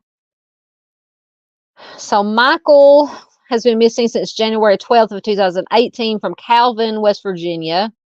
He is a white male. He was just 15. I think this is the youngest one we had tonight. 15 years old when he went missing. He will be 21 years old today. At the time he went missing, he was 5'5", 133 pounds. He was last seen wearing an orange or rust-colored jacket, a maroon T-shirt, a black tank top, jeans, black and red socks with a comic book character Deadpool on them, red shoes, and a 3-inch silver cross necklace on a dog tag style chain. So like one of those, I call them the ball chains. So Michael did suffer from severe depression, or had suffered from severe depression in the past. He spent almost a year in a treatment center for this condition. He was released from the treatment facility on December 19th, which was 3 weeks before he went missing, and he may be in need of medical attention. He has brown hair and hazel eyes. He has a scar above his left eye, a quarter-size scar on the top of his right hand, scars on his arms from self-inflicted cuts. He normally wears glasses, but he left them behind. And it says he will have poor vision without his glasses. So this is a very, very odd one, very strange. But once again, we have heard of cases of people just taking off running at home, because I believe he was at home for whatever reason. But Michael was last seen helping his mother carry in wood at their home in the area of Little Beaver and Tioga Road in Calvin, West Virginia. And this was around 4:30 p.m. on January 12th. He ran behind the house. So apparently he took off behind the house. After that, he was never seen or heard from again. When he disappeared or ran off, he only had $2, and he did not have his cell phone because he left it behind. Michael's sister said that on January 10th, which was 2 days before he disappeared, she said her brother said he was having, quote, the best day of his life. He was still in a good mood on January 11th, but by the time he came home from school on January 12th, he seemed depressed. He and his mother went to his sister's home a few miles away, but apparently it says, but he would barely speak to her. I don't know if that means he would barely speak to the sister or the mother or both. When he and his mother returned to the house, as he was helping her carry things inside, he suddenly just took off running without saying a word. He never returned. Within a few minutes, his mother called his father to come home, and by 5 o'clock, 5 p.m., they had called 911 to report him missing. The overnight, and I think this might have a lot to do with it, the overnight temperatures in the area dropped to 22 degrees below zero, and it was rainy and foggy. Michael's family did look for him all night, but they never found him. Subsequent police searches using helicopters, dive teams, bloodhounds, and search crews turned up nothing. The only thing that was ever located that was Michael's was his jacket His jacket was found about 300 yards from his house, which is 3 football fields from his house, about a week and a half after he disappeared. So some agencies classify him as a runaway and state that he may be in North Carolina or still in the local area, but the circumstances of his disappearance are unclear and his case remains unsolved. So it doesn't say if they live like what we would call out in the country or out in the rural area, if there was a wooded area that he ran into, if there's any bodies of water around. Obviously, that is key, because if it was that cold, he could have, if he was lost or just didn't want to go home, if there was a wooded area that he ran into, when it got so cold, he might have tried to burrow somewhere or find somewhere to stay warm. If there was a body of water around, which I'm sure if there was a body of water around, that they did check it. But as we always say, it is very hard to find people in water. So, and they did find his jacket 300 yards away from the house. There's something else I was going to. So I don't know. It said he was in school, obviously, and that on the January 10th, 2 days before he disappeared, is when he told his sister he was having the best day of his life. He was still in a good mood on the 11th, but by the time he came home from school on the 12th, he seemed depressed. So I don't know if that was just part of his depression cycle, or if something may have happened at school. Another possibility, something that happened at school. But like I said, I'm sure police, law enforcement checked all of this out. But if you have any information on Michael's case, call the West Virginia State Police at 304-872-0800. And I do believe I have an article for Michael. This is from Sad Endings blog, and is from July of 2023, so it's not that old. On January 12th, 2018, a vibrant and beloved 15-year-old boy named Michael Allen Dillard from West Virginia mysteriously disappeared. Born on December 13th, 2002, Michael was known for his lively character and his strong family ties. His sudden absence has left his family and investigators in a state of confusion and urgent for answers. Michael lived in Calvin, West Virginia, near the intersection of Tioga Road and Little Beaver Road, with his adoptive parents. So they did not mention that, in which may have nothing, probably has nothing to do with what happened. But these were his adoptive parents who had taken him in when he was just 4 years old.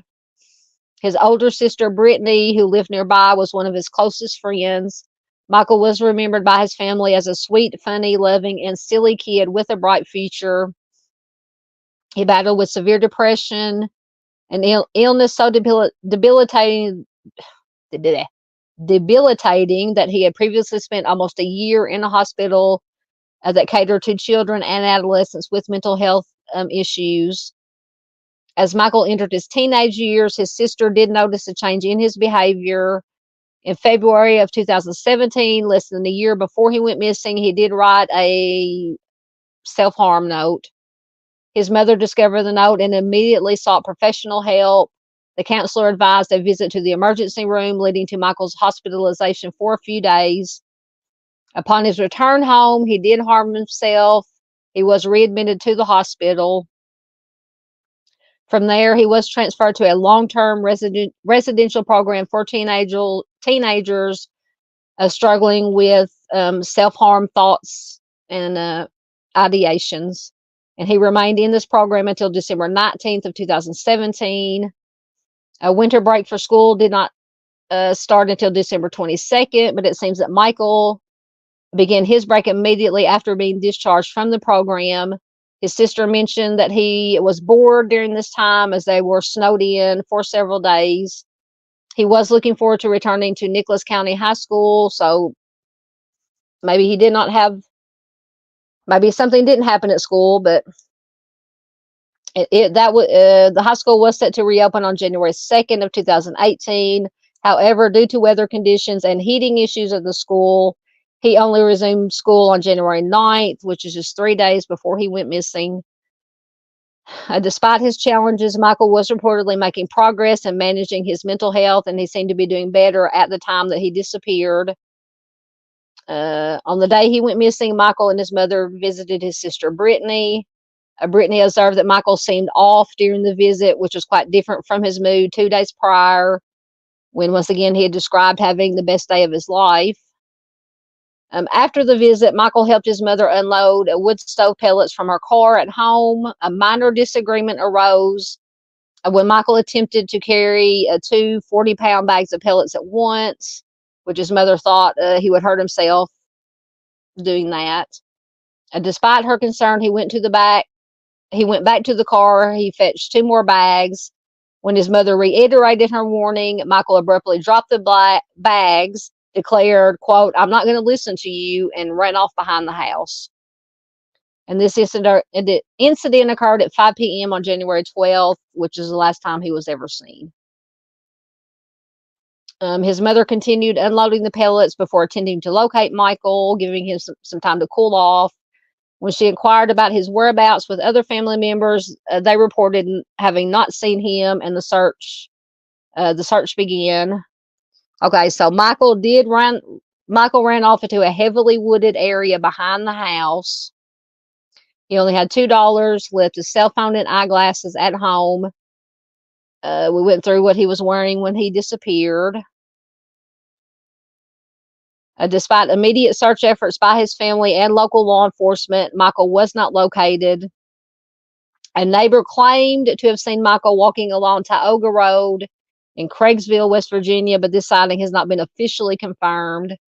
The search efforts faced significant challenges due to a storm that swept through the area on the evening of Michael's disappearance.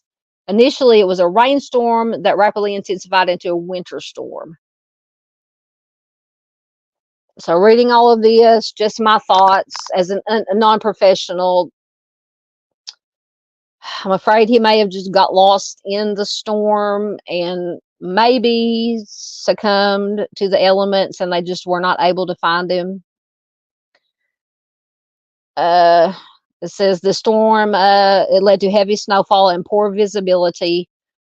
Although historical weather data for January 12th and 13th doesn't fully corroborate the account of a severe winter storm. So that's interesting. The conditions were undeniably cold and wet, posing a serious risk to anyone exposed to the elements. The search operation resumed the following morning, despite the deployment of dive teams. So they did have dive teams, so apparently there was water around also.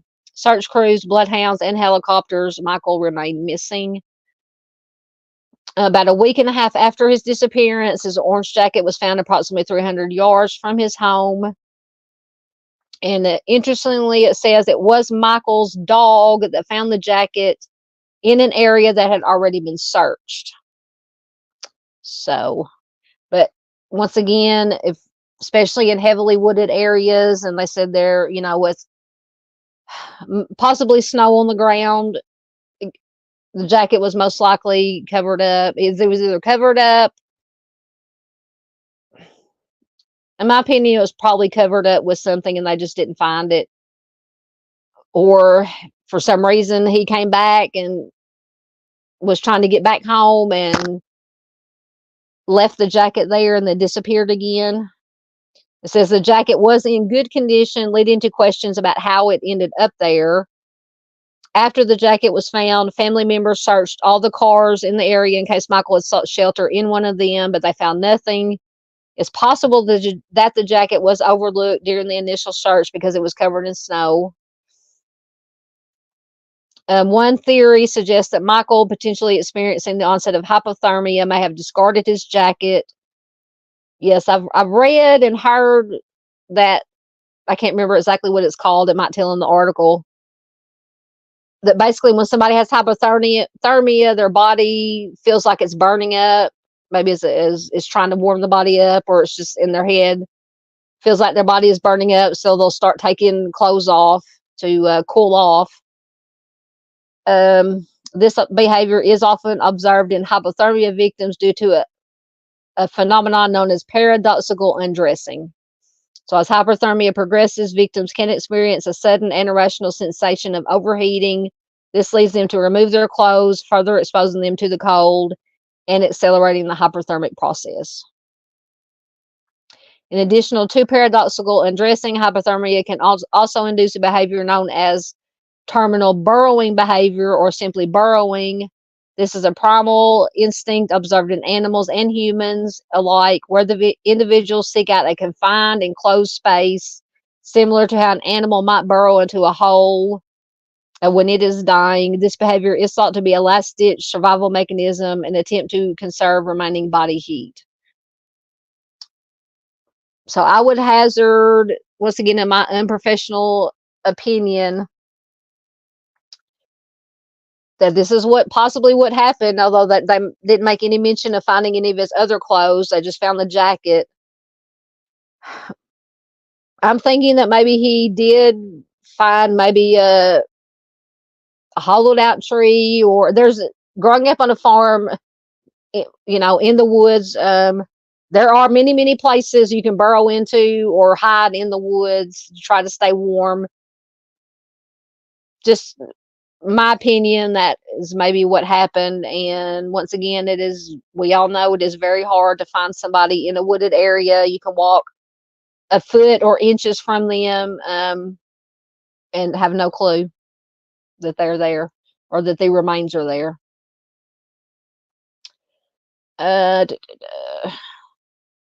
So in the case of Michael, if he was indeed suffering from hypothermia and exhibited burrowing behavior, it could have led him to seek shelter in a secluded or hidden area. This will make it significantly more challenging for search teams to locate him, potentially explaining why he remained missing despite extensive search efforts. A review of the phone that Michael left behind did not reveal any unusual activity that might suggest he was planning to run away or self-harm. His sister described him as very impulsive, doubting that he would have premeditatedly stashed a bag in the woods. She suggested it was possible he might have impulsively hitched a ride with a passing car, but she did not believe he could live undetected without assistance. Yeah, because he only had $2 with him. He did not have his phone.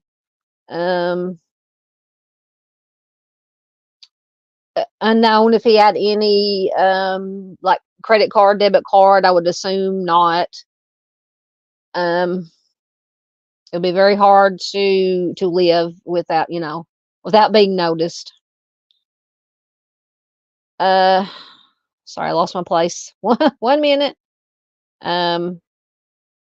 His sister speculated that they might have ventured to an area about a mile from their home, which is commonly used by trucks as a waiting point near 2 industrial sites, and hitched a ride.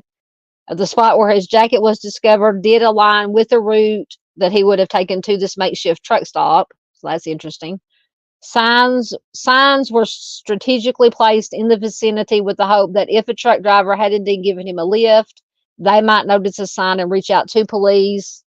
But unfortunately, no one stepped forward with any information. Interviews with Michael's classmates did reveal some odd behavior on the day that he disappeared. He was seen pouring water on his backpack for no apparent reason, and he tried to board the wrong school bus home. He also mentioned going to see his dad, despite his biological father having passed away years ago. His backpack was found at school, but it was empty and offered no clues. There was hope that the spring thaw might reveal more clues, but no additional evidence was ever found. In the months following his disappearance, several people reported possible sightings, but none of these leads could be confirmed, or they were cases of mistaken identity. The family did hire a private investigator who was a retired West Virginia state trooper who was named John Bonazzo. Bonazzo took on the case pro bono and even offered a personal reward of $3,000. He described this as the most puzzling missing persons case he had ever encountered due to the complete lack of evidence or credible leads. He firmly believes that Michael did not premeditate his disappearance. suggesting that the argument over carrying the wood pellets was indicative of an impulsive act. Bonazzo pointed out that most juvenile runaways plan their escape, and if Michael had arranged to meet someone, he likely would have taken his phone or another communication device. While he doesn't think that Michael's disappearance was planned, he doesn't rule out the possibility that Michael was picked up by someone. So now we get into if it was picked up from someone or by someone, was it somebody he knew? If it was a stranger, did they take the possibility the stranger took him somewhere, dropped him off, and the stranger or whoever picked him up didn't have anything to do with his disappearance? Or looking at the other side, somebody did pick him up with nefarious intentions and something did happen to him.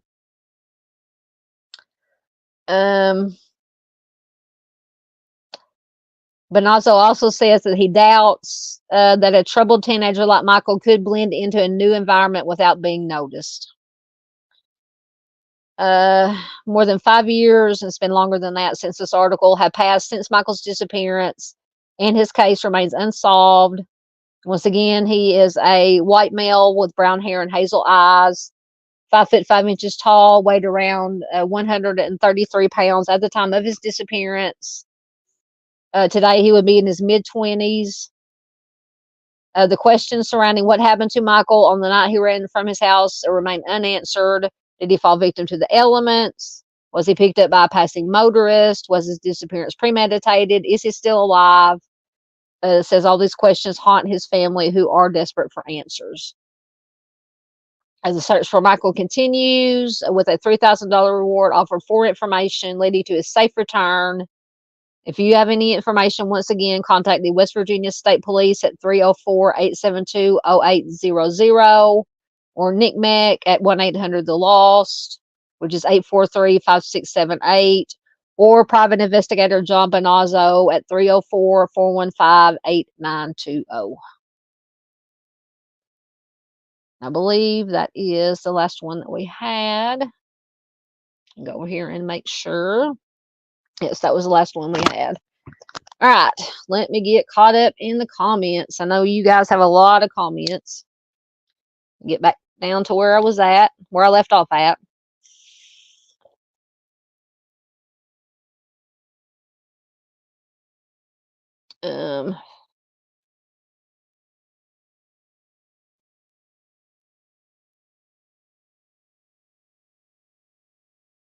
Thank you, Miss Marion. Not just me, it takes all of us, all the creators, and I still have trouble calling myself a creator. All the creators, the community, you guys, the community, the family members like Miss Marion, Mr. James, Miss Barbara. It takes a village, as Sunshine and Mind the Monsters would say. Takes a village. Yes, absolutely sad. Absolutely. Most definitely prayers for his family.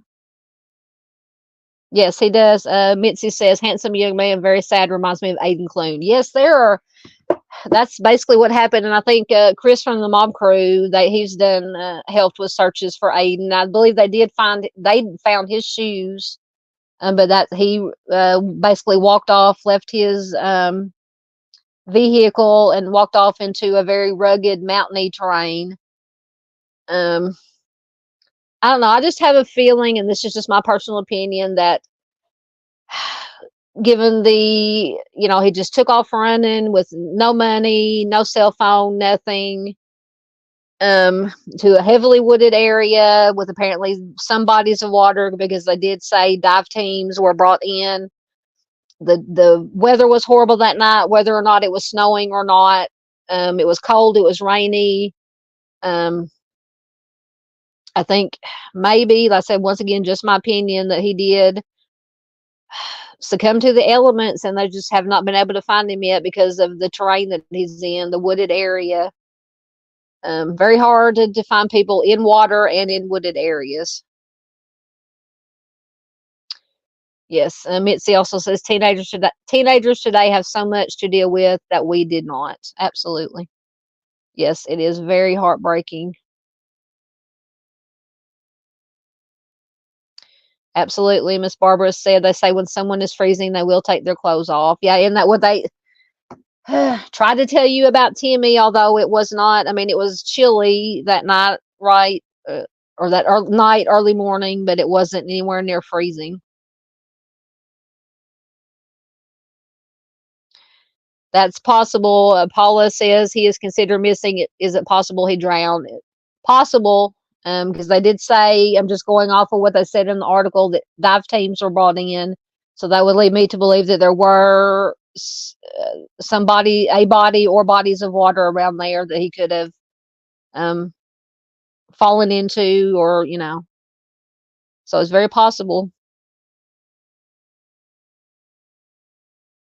That is true. I didn't think about that, but I have heard that. Mr. Steve said it is not uncommon for persons who self-harm to be described as recently they were extremely happy and excited. That is true. Absolutely.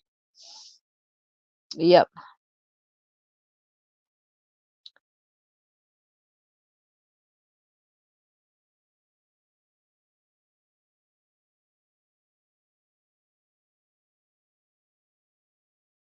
Paula says she's taking some comment back, but she said, I know that he was underage, but was it possible he was at an underage party? Anything's possible. Anything's possible, but just the fact that they said this was like a spur of the moment. He ran off into the woods. Like I said, anything's possible, but that would not be high up on my personal list of what could have happened to him. And it is still possible, like they said, this route that he took did come out at some kind of what they call makeshift truck stop. It's possible he did make it to the truck stop and someone picked him up. He got a lift from somebody, and either if he did get a lift from somebody, that person could have dropped him off somewhere, or if it was somebody with not so good intentions that picked him up, who not, worst case scenario. But in my opinion, I still think he did not make it out of those woods. That, like I said, that's just my personal opinion.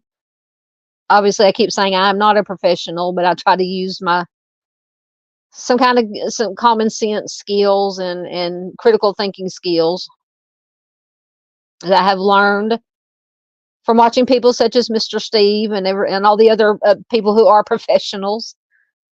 Yep, red flags, most definitely.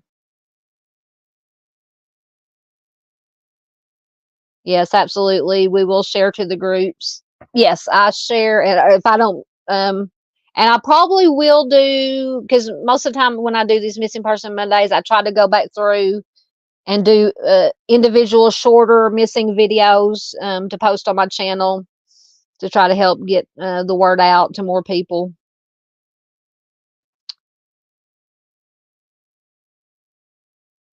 Thank you, Miss Marion. Are you going, Miss Marion? Yeah, we're almost done here. Thank you, Miss Paula.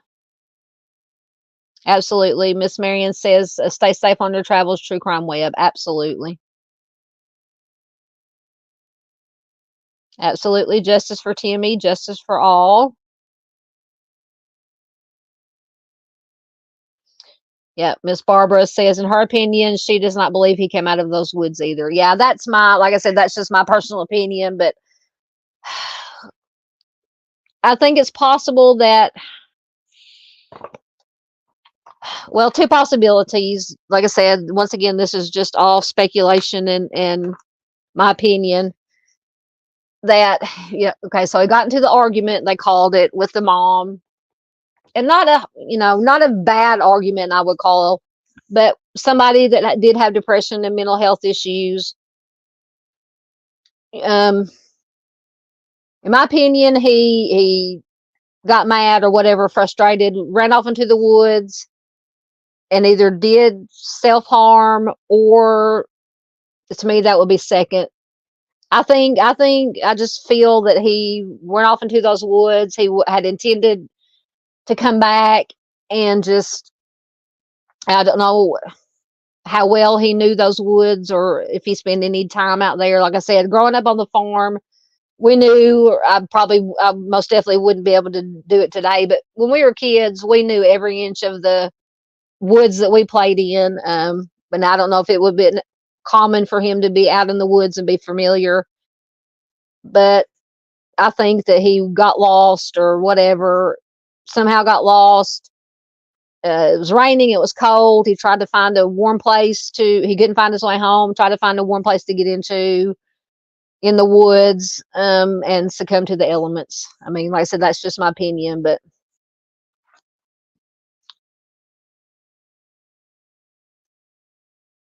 that, like I said, anything's possible, but there was no mention of any, the only time the cops showed up, which, because you said, or Miss Paula says the fact that he ran into the woods makes me think of an underage party and he was running from the cops. The cops, were most, because they did report him missing, so the cops would have came. Now I could see if he was coming home. If he was coming home and he was coming out of the woods and he saw the cop cars there, that might have spooked him because he thought he was going to get in trouble, and he ran back into the woods and hid and succumbed. That's a possibility. Oh, Miss Marion's still here. She was just saying her good night.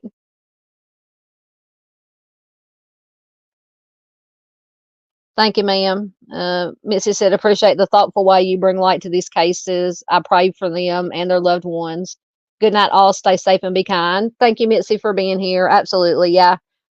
On this channel, we do our best to, we never victim bash, we never family bash or blame.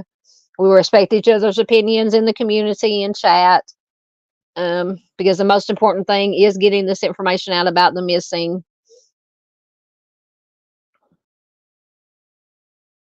Thank you, Miss Marion. Good night to you all, and thank you all for your hard work and the support that you give to us and to our loved ones. Thank you all. Absolutely, Miss Marion. You know, I love you guys. Love you guys. You and Mr. James and Miss Barbara. All right, so that was our last one. So, last thoughts, comments, questions. Like I said, Wednesday we'll probably do, I'll get the slideshow and everything, information together. We'll do West Memphis 3, alternate theories and suspects, and we'll concentrate a little bit because, you know, not for good reason, but we always concentrate mostly on Hobbs and Jacoby. But we'll get into the other, like the Mr. Bojangles, the two young men ended up going to California, and a couple of other theories that I've run across. So we'll talk about that. Hopefully I'll be able to get some videos uploaded just for during the week. This week I will have a missing, because Chris Gideon, actually, I don't know if Chris is still here. Chris Gideon sent me a couple of cases. I believe they were from Indiana. That I will do a missing and or homicide, whichever the case may be, on those two cases. So I think, yeah, if anybody ever, let me find it, pop my, nope, wrong one, hold on. There it is. Yeah, anybody who ever has missing persons case, homicide case, any kind of case that you think needs more attention, please send it my way. I will do video, live stream, whatever the case may be, or both, on it. And I'm sure other creators pick up on it, especially Arctic Fox, Mind of Monsters, Duchess, all of us that kind of work together, Miss Doodlebug, and please check out Doodlebug Farts channel. Miss PJ at Lighting Their Way Home. We all try to work together to try to get as many videos and things out about missing persons as we can. So you can email them to me, or if you're on Facebook, probably the best way, if you're on Facebook, to where I will see the message, because I'm horrible at checking my email, is send me a message on either if you're in my group, because I do have a Facebook group and a page. The group is more active. It's also Southern Gal True Crime on Facebook.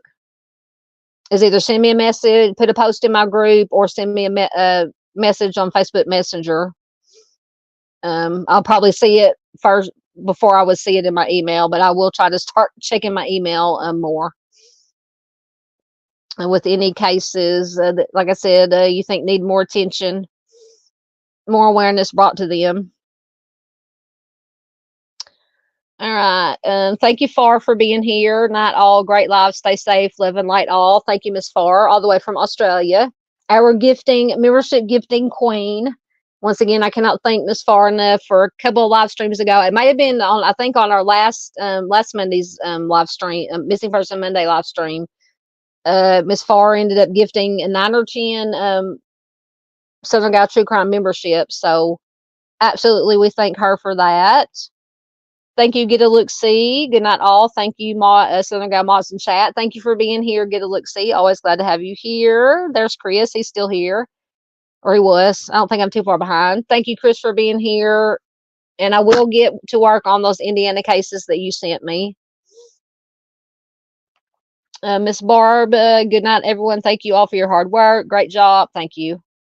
Stay safe out there, everyone. Safe travels to Mr. Steve. Absolutely. We'll share. Love all. Great chat. Thank you. Yes. My community is wonderful. All right. So I will get everything ready for Wednesday, because that'll probably be the last live stream that I'll be able to do until we do another one, our next Missing Person Monday live stream. And I'll have to figure out which, I'm thinking about doing the Midwest region, because Charley Project does have it broke up into a Midwest region. So I might do that one next. I'm just kind of starting at the center, started with the southern states, obviously, because I live in the South, and just branch out. We'll do the Midwestern states, and I think they have the East Coast, or the West Coast and the East Coast.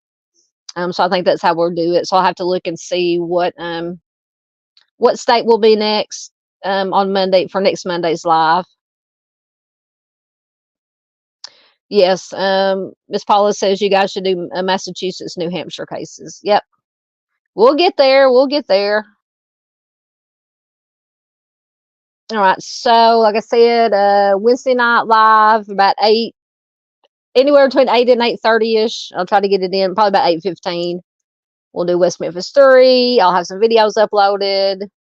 And for all my members, I hope you saw I uploaded a new members only video yesterday. That story just blew my mind. It's such an amazing, mind-blowing story in a good way, So please, if you're a member and you haven't checked it out yet, please check that out. I'm going to try to start doing at least 1 and probably 2 members only videos a week. That's another thing I suck. I'm so bad at, is getting stuff out for my members, but I promise I'm gonna start doing a better job. I do post a lot of pictures of my kitties, of Little Biscuit. Little Biscuit's a mess, and Tigger Man. But anyway, so thank you all for being here, who are here in chat. Thank you, everybody who's watching the replay. I appreciate it so much. Multitasking for 1 second. Everybody be safe out there. Take care of yourselves. Take care of your fellow human beings. That is the most important thing we can do. All we have is each other. So take care of each other.